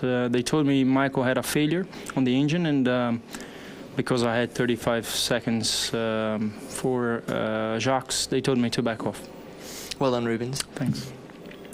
David, we go to Austria now. You're 6 points ahead of Mika, 12 points behind Michael. How has this race changed the World Championship, in your opinion? Well, it's put us right back where we were after Monaco, and what I have to make sure, obviously, in Austria, that close the gap further, and it's doable. Obviously, we benefit a little bit from Michael not finishing today, but I'm glad that we were able to pass him on the track and show our pace, and pretty confident going to Austria. Thanks, David. And now a word from Mika and Rubens in your own languages, please. Tosi tyytyväinen. Vaikka toinen sija onkin ensimmäinen sija, jolla hävitään kilpailu, mutta tyytyväinen siihen, koska tämä viikonloppu kokonaisuudessaan lähti aika vaikeasti käyntiin. Mä en ollut missään vaiheessa oikein tyytyväinen auton balanssiin, ja sitten tänään päivän aamun warm-uppiin me saatiin hyvä vauhtia autoon.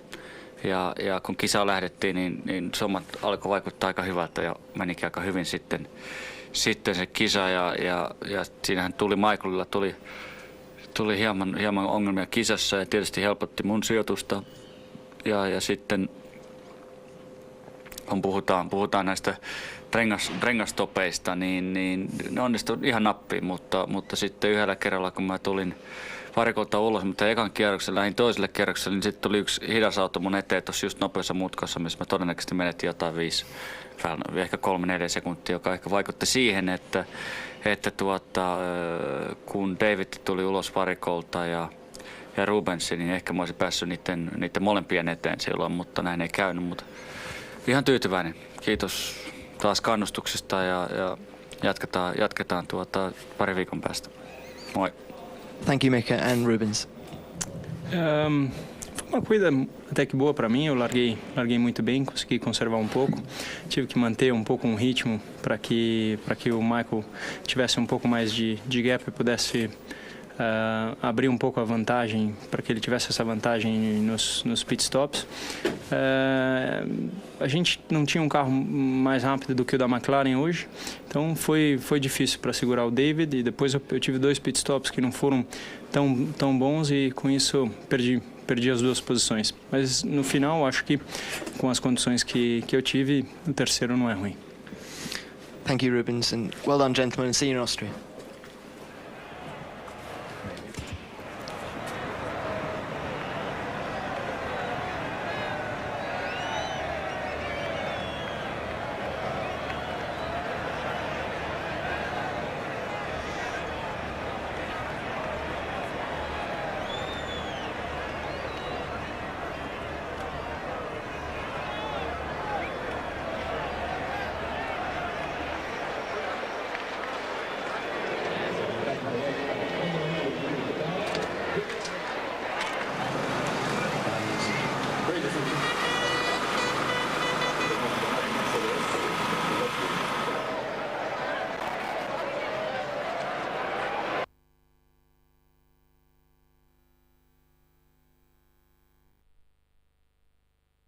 Op dat moment de ideale uitgangspositie.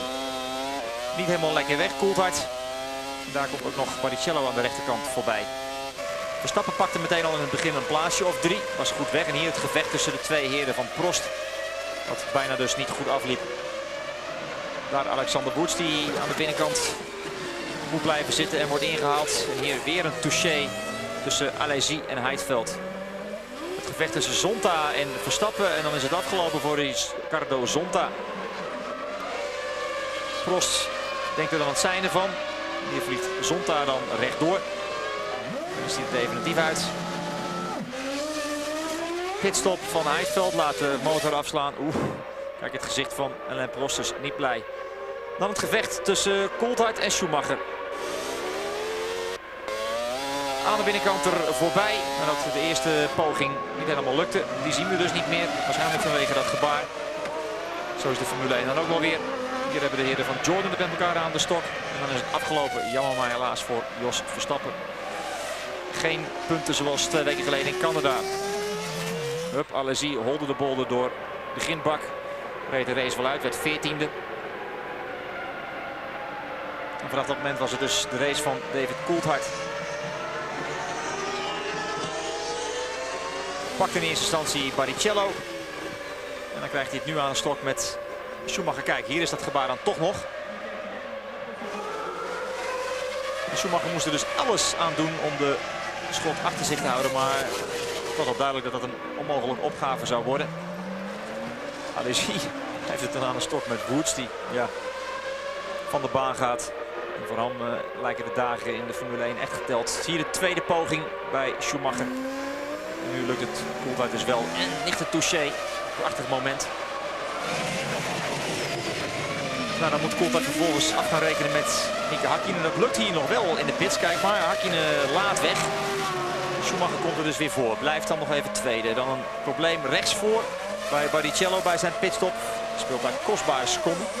Dus had hij misschien nog kunnen proberen in het restant van de race om Häkkinen aan te vallen. En dan is het hier straks afgelopen. Dit is nog even Barrichello voor Michael Schumacher. Eerst nog even die andere, Ralf. Touché tussen Alesi en Marc Gené. Het gebeurt allemaal verder in de achterhoede. Hij speelt geen rol van betekenis. Hier nog altijd Häkkinen achter Michael Schumacher. En dan hup, hier eventjes het foutje. Problemen waarschijnlijk met de versnellingsbak. En het gejuich bij McLaren. Want er komt een dubbel aan. En hier dan het definitieve afscheid van Schumacher. Rook uit de rechterkant van de wagen.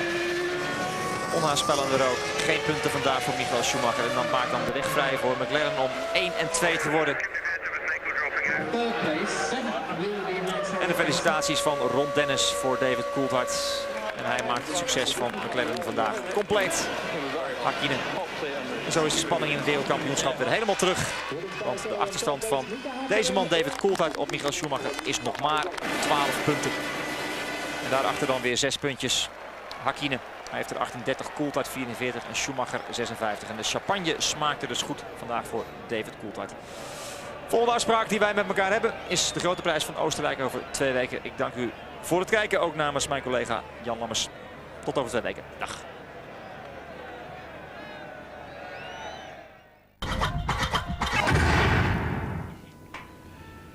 We've had a superb British victory here at Manicourt. David Coulthard winning for McLaren. Mika Häkkinen, the world champion, in second place. Michael Schumacher pulling out. And so David Coulthard's world championship hopes are very much alive and kicking. My personal feeling was if he'd have lost here today, or Michael Schumacher had won, the German would have been away and gone in the World Championship. Tony, we're waiting for the press conference to start. Just give us your upsum of what you've seen. Well, let's just go. A tremendous performance by Coulthard after all his problems of the weekend. And McLaren, reliability was the big issue for them. Everybody thought that Michael Schumacher was going to go away into the distance. So just talk about Michael Schumacher very briefly. That gentleman has not made big noises about the championship. He's refused to talk about statistics of catching up Ayrton Senna. He doesn't want to be engaged in chat about the championship because he says, I've been in this game far too long to start talking like that. Anything can happen to me. We only need 1 failure, 2 failures, they're right up there. Jean Todt himself has said, if McLaren have a second half of the season like we had the first half, we're in trouble. Been on the defensive, they haven't been mouthing it at all, and I think that's the right attitude today. And it's great for us because we've got a superb championship battle in prospect. Do you agree with me that this was an absolutely pivotal race in the championship? Yes, I do. Yes, I do, because the gap would have got wider and wider. In the 2000 French Grand Prix. Thanks. It's doable, then, is the word from David Coulthard. The man on your screens at the moment is Adrian Newey, who you saw up on the podium, looking very happy. Hi, Adrian. Thank you very much indeed for joining us. How much pressure was on the whole team to deliver today? Because our feeling was that if it had been Ferrari's day, the championship was almost over the horizon and gone. Well, it's difficult to say that. Start of 98, we looked very comfortable at the start and Ferrari were struggling, but they gave us a hard run to the end. We felt we'd done a good job in testing, so he came here reasonably confident. Unfortunately for David, we gave him a very rough time in practice, got very little running done the first day. brave little run done on Saturday morning, and then had to go in the T-car for his first 2 runs on qualifying. So really, we didn't help him in qualifying. I think he probably should have been on pole if he'd been able to give him a cleaner run, but we weren't. You'd have heard David apologise for one or two of the gestures he made to Michael Schumacher, but how significant was it from his and your point of view that when they went wheel to wheel, David Coulthard got the better of him?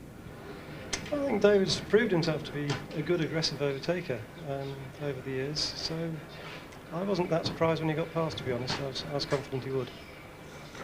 We're all wondering now whether team orders are going to come into play, and McLaren will put all their efforts behind David Coulthard in his efforts to become world champion. I think it's a little early for team orders at the moment. Both drivers are equal number one. The last 2 years where Mick has been ahead of David, then we haven't introduced team orders until we felt that the one that was behind was really out of the running, and I would imagine we'll stick to the same policy again this year. Just finally, looking at your face, Adrian, it's been a tough old weekend for you. You look pretty tired, but a triumphant one at the end of it. Yeah, no, it's all been worth it. It's been a difficult weekend. As I say, we probably didn't do as well in qualifying as we really should have done, but the drivers did a great job in the race. Absolutely, we appreciate you joining us, Adrian. Thank you very much indeed. And we're now going to go straight from the paddock down there, straight across to Murray Walker's abode in Hampshire. Hi, Murray. Hello, Jim. First question, did you commentate throughout the race to your television? No, I didn't. Do you know, this is the first time I've ever watched a race at home like everybody else does. And I must say, you've all done an absolutely cracking job, and there are 2 men in the race for me.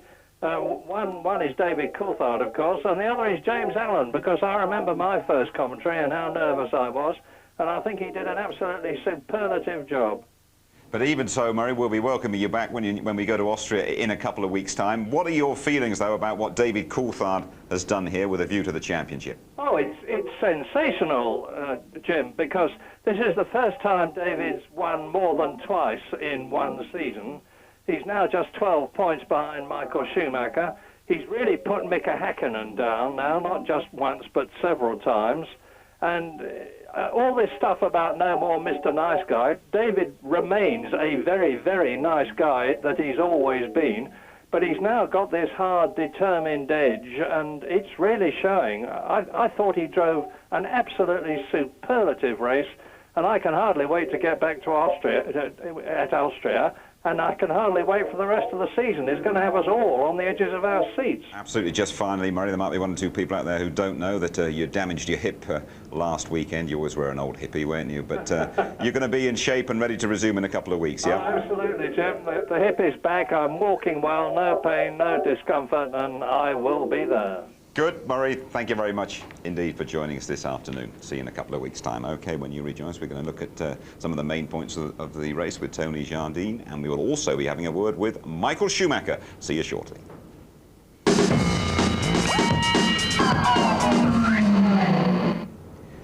David Coulthard has won here at Manicourt. Despite Tony Jardine getting a poor start, Rubens Barrichello getting ahead of him on the start line, and then it was his job to fight back the Scot and get past the Brazilian. Yeah, he did. But I mean, Barrichello has done a very, very good job here as well. But you know, this was Coulthard had been blocked out. He looks down the inside there of Rubens Barrichello. He's got to get past him. He's got to get up and have a go at Michael Schumacher. Otherwise, it's all over for him. But that sheer thrust of the power going down there as he goes up towards the Nürburgring chicane, absolutely superb. Almost a rerun of British Grand Prix when those two were together, and of course they challenged each other in British Formula 3 a few years ago. Then it was Coulthard against Michael Schumacher. He's made an apology for the gestures that he made. My feeling is it might well cost him a bit of a fine as well, but it just shows you wouldn't do that sort of thing if you're stuck in a traffic jam, by the way. There's a bit of road rage there, but it just shows the mood he's in, Yeah, no matter who exactly. it is. And that is because of Michael Schumacher. Michael Schumacher has been sniffing at him, saying, you know, you're not really my championship contender. It's got to be Häkkinen.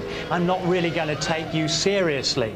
But if you just look at this, he's had to go, you know, he can't get round. He's had been forced round the outside. Out comes there. He's obviously checking which way the wind is blowing. Then sticking his finger up into the air. But, I mean, that is a big build-up of a lot of pressure, and that's the man he needs to be. That is the target, Michael Schumacher, who said he's not good enough. Absolutely. For me now, one of the real memorable moments of the season, Coulthard really doing a number on Schumacher. Yeah, and this again, I didn't think it was on for a moment, and then he did what he did in Malaysia last year, and he went down the inside, but the wheels were almost interlocking. There was a touch of the side pods. There was just the right control of aggressiveness in there. And if you've got the adrenaline going like you have, it's not red mist at all, it's control. You're on it. Coulthard's been on it for quite a few races now, and he's very, very determined. That is so important for the second half of this season in the championship fight, because he feels he's done it. He can get past Michael Schumacher, and he's going to do it again. And now, Tony, the end of Michael Schumacher and Mika Häkkinen nipping through to make it the McLaren 1-2. Yeah, and that's their first 1-2 since Spain this year. And you're talking about drivers who are going to be together, Häkkinen and Coulthard together for a 6th straight year. I mean, this is something like 23 Grand Prix wins together, this pairing. It's great.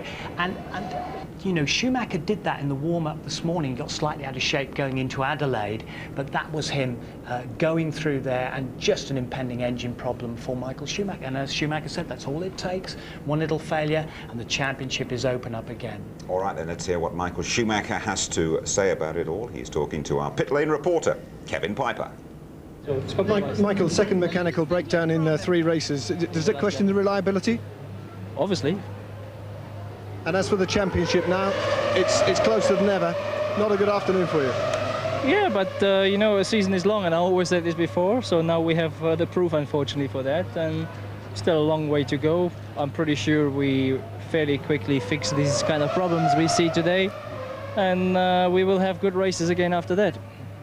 Jack, well done for today. Pleased with your points?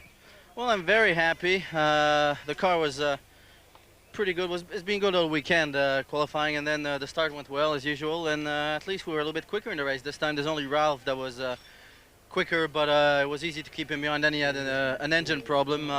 Too bad, because it was fun with him behind there. What is the secret of your starts? Because that's not the first blinding start you've made this season. I don't know. Just they started working well this year, and just keep doing the same thing. This one actually was a pretty good one. Well done. Thanks. Very good one for Jacques Villeneuve and the British-American racing team. Brief up some from you, Tony.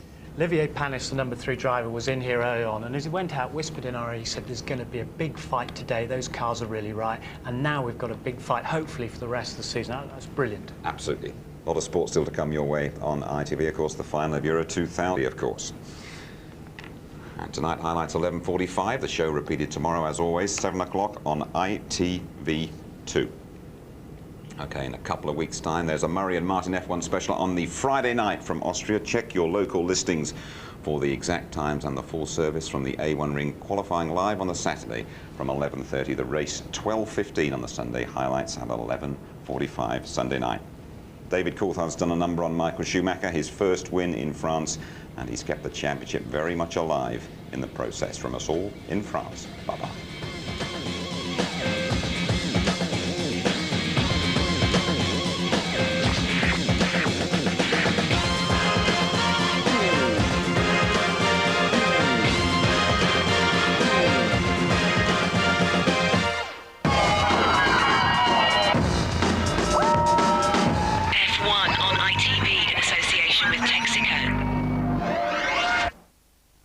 To you then, a lot of pit stops. Yeah, we have a problem with the rig. Couldn't get the fuel in.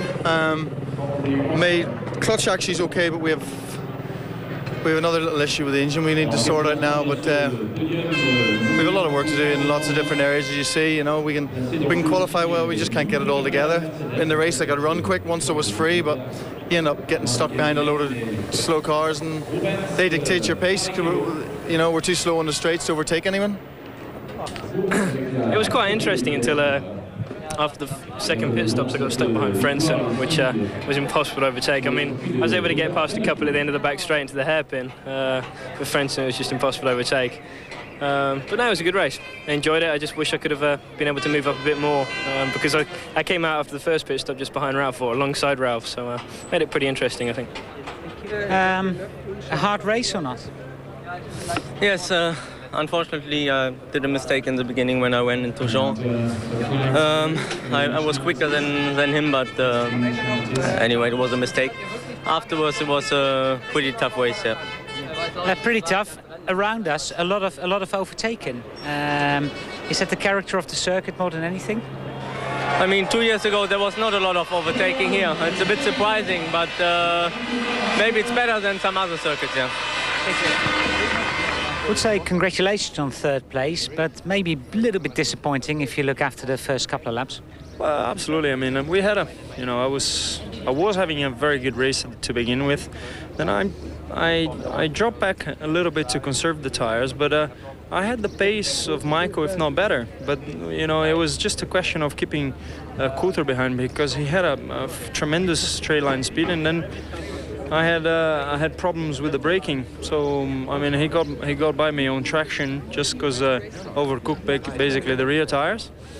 Then, I had problems on the pit stop, but I catch the group again. Then I had the problems on the pit stop again. So it was a bit of a sad race on that side. In terms of running and pace itself, I think I was okay. Congratulations, sir. Thank you. Thank you very much. Good move. Yeah, no, it was car was good on the brakes, and once again, Pat and Paul, my two engineers, gave me a good car. So. Although it was difficult initially through turn 3, once we made some adjustments later in the race, it was very good, and that made it easier to use my braking advantage. This basically was the break you needed with Michael not scoring at all, isn't it? Excuse me? Well, basically, to sort of the deficit in points, with Michael not scoring, this is what you wanted. Oh, this is a perfect result. It really is, and for the team to get a 1-2, all the hard work they've done this weekend, you've heard it all before, but seriously, the guys have worked incredible amount. They've changed the car so many times, and it's great, and they deserve it. Goed, dat maakt de...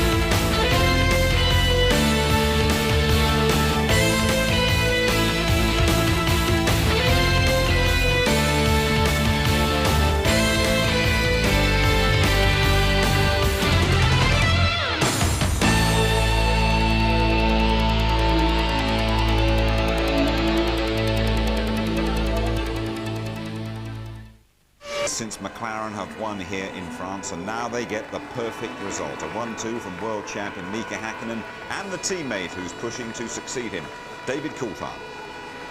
David, in many ways a frustrating weekend, but it certainly came good for you in the end. Yep, I think it was a very tiring weekend because of all these little problems. You of course take a little bit out of you, but nonetheless managed to keep it all together. And Pat and Paul, again, my two race engineers, give me a good car. The mechanics, the hours they worked this weekend is incredible, and it's all credit to them that the car ran reliably. And it's a great day for McLaren to get the 1-2, especially with Michael having the problem. It couldn't have gone any better. I mean, I think the important thing is David overtook Michael fair and square. Good overtaking manoeuvre. Mika's was a little easier, but I mean, he was still pushing on him, and our strategy was right. Mechanics did a great job in the pits, and all in all, a good ending. I respect Michael's performances immensely. He's a great driver and a benchmark in Formula 1, but I just want to make the point that when I was on the outside of him, I felt that he took a line which was driving me off the circuit. I don't believe that was his normal line. Now, is that sporting or not? I know there'll be diehards who say, shut up and just drive the car, and there'll be those who might agree with me and say, look, that's not sporting. Anyway, it doesn't matter. I won the race, and I'm delighted. I can be only pleased with the second place today, You really were in a dominating position, weren't you? The McLarens were going much better than the Ferraris today. Yeah, we can say that, definitely. We were performing extremely fast, and we can be happy about that. We just have to keep focused. A long way to go. Now, what about the Drivers' Championship? Is there any chance that you might help David now? 8 races to go. Hey, come on. Not a good afternoon for you. Yeah, but a season is long, and I always said this before, so now we have the proof, unfortunately, for that, and still a long way to go. I'm pretty sure we fairly quickly fix these kind of problems we see today, and we will have good races again after that. We didn't have a better car than the McLaren today, so we have to work better for the next time. I didn't have two good pit stops either. I had two bad pit stops today, so that put me back a little bit. So basically it was okay because I had a good start, but then the pace I was running wasn't enough to keep David behind. And then I catch the group again, but it was kind of the race was going well until my second pit stop when I dropped back. Well, I'm very happy. The car was pretty good. It's been good all weekend, qualifying, and then the start went well as usual, and at least we were a little bit quicker in the race this time. There's only Ralph that was quicker, but it was easy to keep him behind. Then he had an engine problem. Too bad, because it was fun with him behind there. I made a terrible start, dropped back a position, and I was able to get past at the hairpin a couple of people. But Frentzen was impossible to overtake. I mean, he probably made quite good racing, but I think Ralph had the same problem trying to pass Frentzen. But I think me and Ralph made it quite interesting, coming out the pits together alongside each other. So it's been a good weekend. Just wish we could have got some points. And so David Coulthard taking 10 points out of Schumacher's lead. Hakkinen is 6 behind his teammate. Barrichello half a dozen away in 4th. No improvement for Fisichella. Ralf Schumacher collecting a couple more. And Villeneuve's 3 points, moving him above Frentzen and ahead of Trulli. In the constructors, Ferrari's lead slashed to 6 points by those rampant McLarens. Williams closing up on the non-scoring Benetton, and Villeneuve has taken BAR to within a couple of points of Jordan. Okay, Tony Jardine. David Coulthard on the front row for the first time ever in France, but he certainly did not get the start he wanted. No, he didn't, and this was very, very worrying, because we thought, well, he's lost it already. All desperately hoping for that great start from David Coulthard after his brave efforts in practice, all his problems. Look at Michael Schumacher going right across his bows there, and because of that, Rubens Barrichello even gets ahead of him as well. So David Coulthard comes through the first bend in 3rd place, like, oh no, this is not what we want. Rubens is going to allow Michael to just go straight away. And he's done it before Schumacher. He did it at San Marino. He got severely criticised for cutting across the field at the start. So there it was, Rubens Barrichello riding shotgun for Michael Schumacher, and absolutely imperative for Coulthard to get past him, and quickly. Yeah, but this was great manoeuvre, because he was looking strong and he was closing in. Could he do it? Adelaide, one of the best passing places. He looked down the inside, it was blocked by Rubens Barrichello. He let Rubens come out wide. He took a late apex, went inside and powered his way bravely through, getting up to 170, 180 miles per hour and into that vital second place. And then he closed mercilessly down on Michael Schumacher. And he pressured Michael Schumacher. He tried and tried to get past him. There was a gesture that I know he already regrets, but it just showed his intent.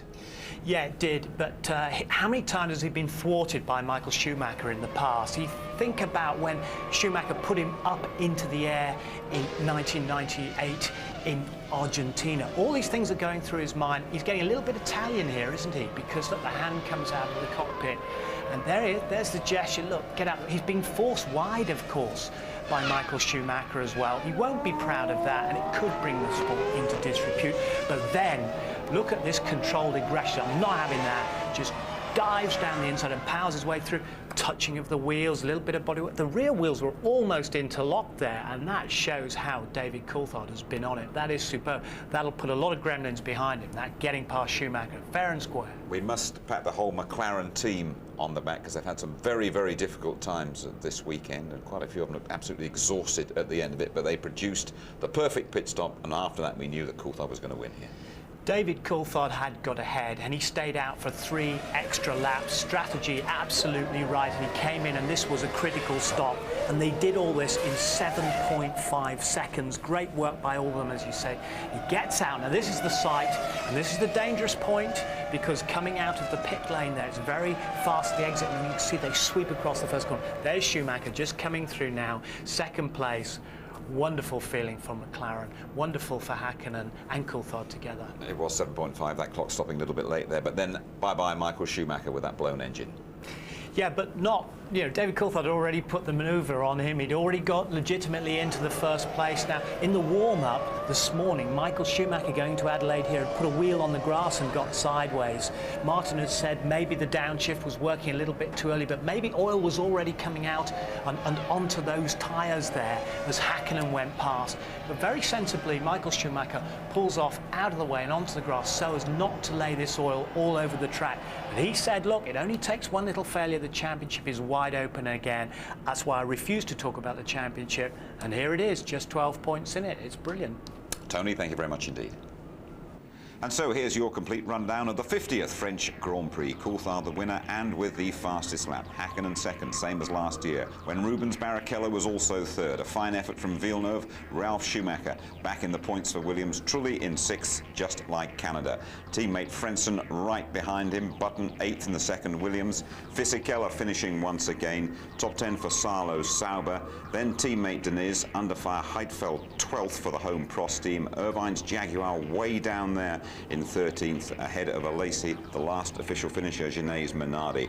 Michael Schumacher's engine blew. De La Rosa's gearbox, that failed. Wirtz and Mazzacane both spun out. Verstappen and Herbert both had gearbox trouble. And Ricardo Zonta, he crashed out on lap 16.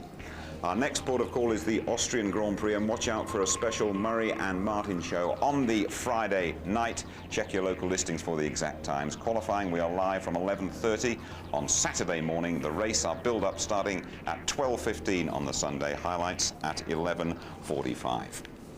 Well, David Coulthard's first victory here in France comes on the back of a very tough weekend for the McLaren team. There is still ground to make up. But when it comes to overtaking the best in the business, Coulthard has what it takes. Good night.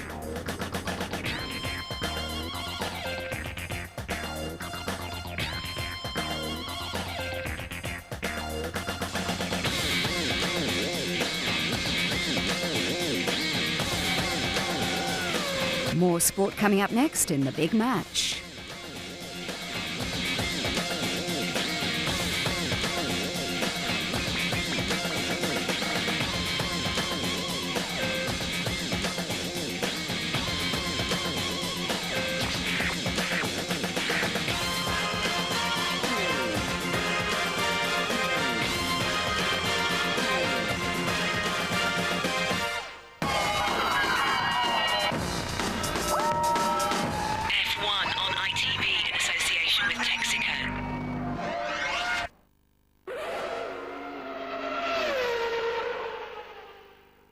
If you would like to know more about Formula One, the website address sponsored by livesport365.com is www.itv-f1.com.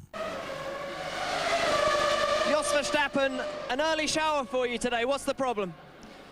The car didn't change the gears anymore, so that's why I had to stop. Did it happen very quickly, or had you had problems before?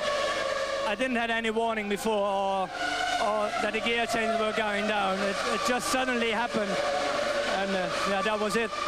Okay, bad luck, Jos, thanks. Okay.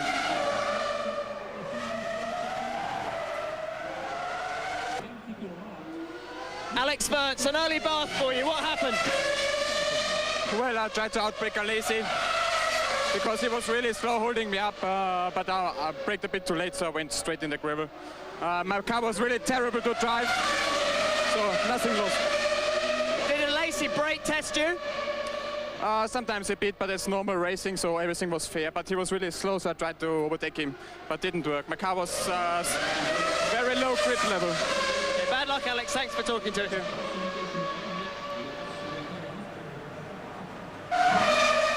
Hello, that's it, works, I can hear it.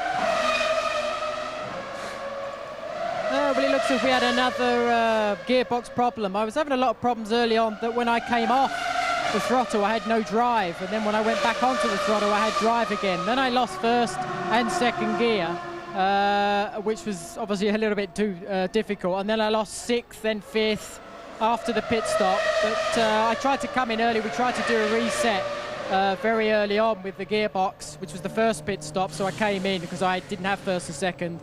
Tried that, but that didn't work either. Then I lost all the gears completely. Difficult, I have to say. there was a lot of sliding around, and we were. But I think both struggling because Eddie obviously got a very bad start, but then even his pace wasn't particularly good either. So we've got a lot of work to do. Well, again, it's something that yes, he had a bad start, but his pace didn't look too good, and we've got to improve that. We've got to look ahead and get some pieces on the car that are going to make a big difference, because as everybody knows, Formula One is a very, very difficult sport. Yeah, thank you. Claudio, Mika went past Michael as well. Is there a problem with Michael's car? I don't know why we don't have information in the radio. Michael don't speak in the radio.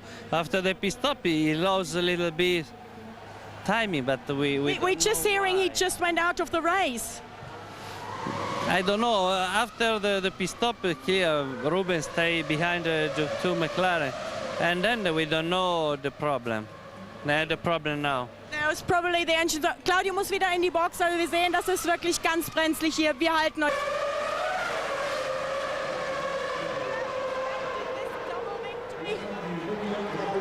Well, I think we worked for it.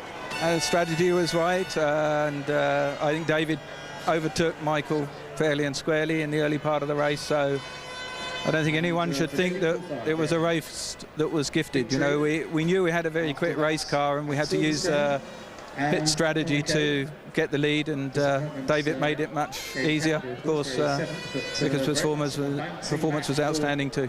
David drove a superb race, and it was outstanding for the fans. Absolutely. It's a good race for everybody. Thank you very much, Ron. I don't know, I'm afraid. Michael said he only felt it a lap before he stopped, but he was a bit going slower before that, after the second pit stop already. What was there wrong? Well, I think he was just trying to look after his tyres, because he guessed that Mika would come at him towards the end of the race, so he was trying to preserve his tyres as much as he could. But we didn't have any knowledge of any problem with the car until it stopped. Good race for Rubens, however. Does that please you at least of the day? Yeah, we had a little problem in the pit stop, unfortunately, or else he may have come out in front of Mika. That was our hope, and it's not normal for us, but we had a little problem with the right front. It slowed us up, and there's very little Rubens could do after that, but he drove very well. Thank you very much, Ross.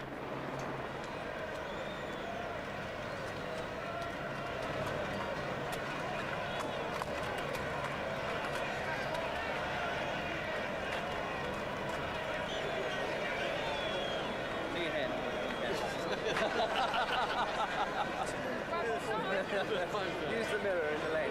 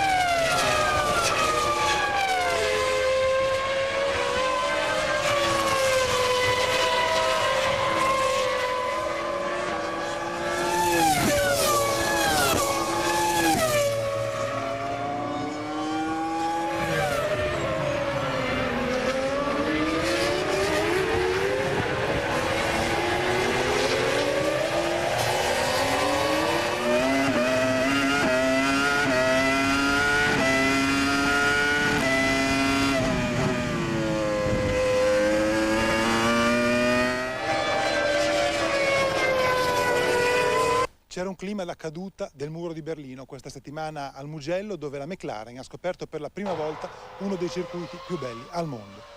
Ospite della Ferrari sul suo tracciato di prova privato, in un'atmosfera di segretezza quasi grottesca per giornalisti e televisioni confinati in sala stampa, il team grigio-argento ha potuto verificare che l'operazione recupero nel mondiale, ora lanciatissima grazie alla doppietta Coulthard-Hakkinen a Magny-Cours, non è solo figlia dei recenti problemi di affidabilità delle rosse. Secondo me quest'anno McLaren test. Un paio di motori KO sulla McLaren, uno dei quali sulla monoposto di Pagny ha anche sbruciacchiato le fiancate della monoposto. Qualche testacoda innocuo per le Ferrari e soprattutto tanto caldo, al punto da mettere in crisi i pneumatici della Bridgestone. Questo è il menù dei 4 giorni di test al Mugello, ultimo vero test prima del Gran Premio d'Austria, in programma fra una settimana. Ecco allora che i test toscani hanno dimostrato senza problemi che le McLaren non sono più inferiori alle rosse, cosa che invece era estremamente chiara fino a un mese e mezzo fa. Ma di questo grande recupero, che regala ora una seconda parte di campionato mondiale completamente aperta, nessuno in McLaren pare sorprendersi, iniziando proprio da David Coulthard. La situazione attuale mi sta bene. Non mi interessa più di tanto capire chi fra noi e la Ferrari è più competitivo in gara e un po' meno in qualifica, o viceversa. Sia noi sia la Ferrari siamo molto vicini al limite tecnico concesso dai regolamenti.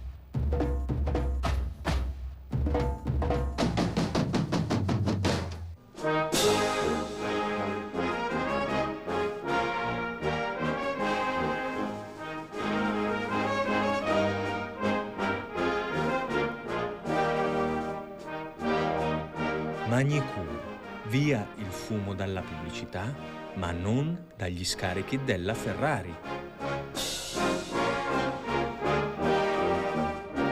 Herr Dennis, cosa ha pensato nel fettere fumare la fettura di Schumi? Well, Mr. Howe, ho pensato che il fumo passivo non fa poi così male, non a tutti comunque.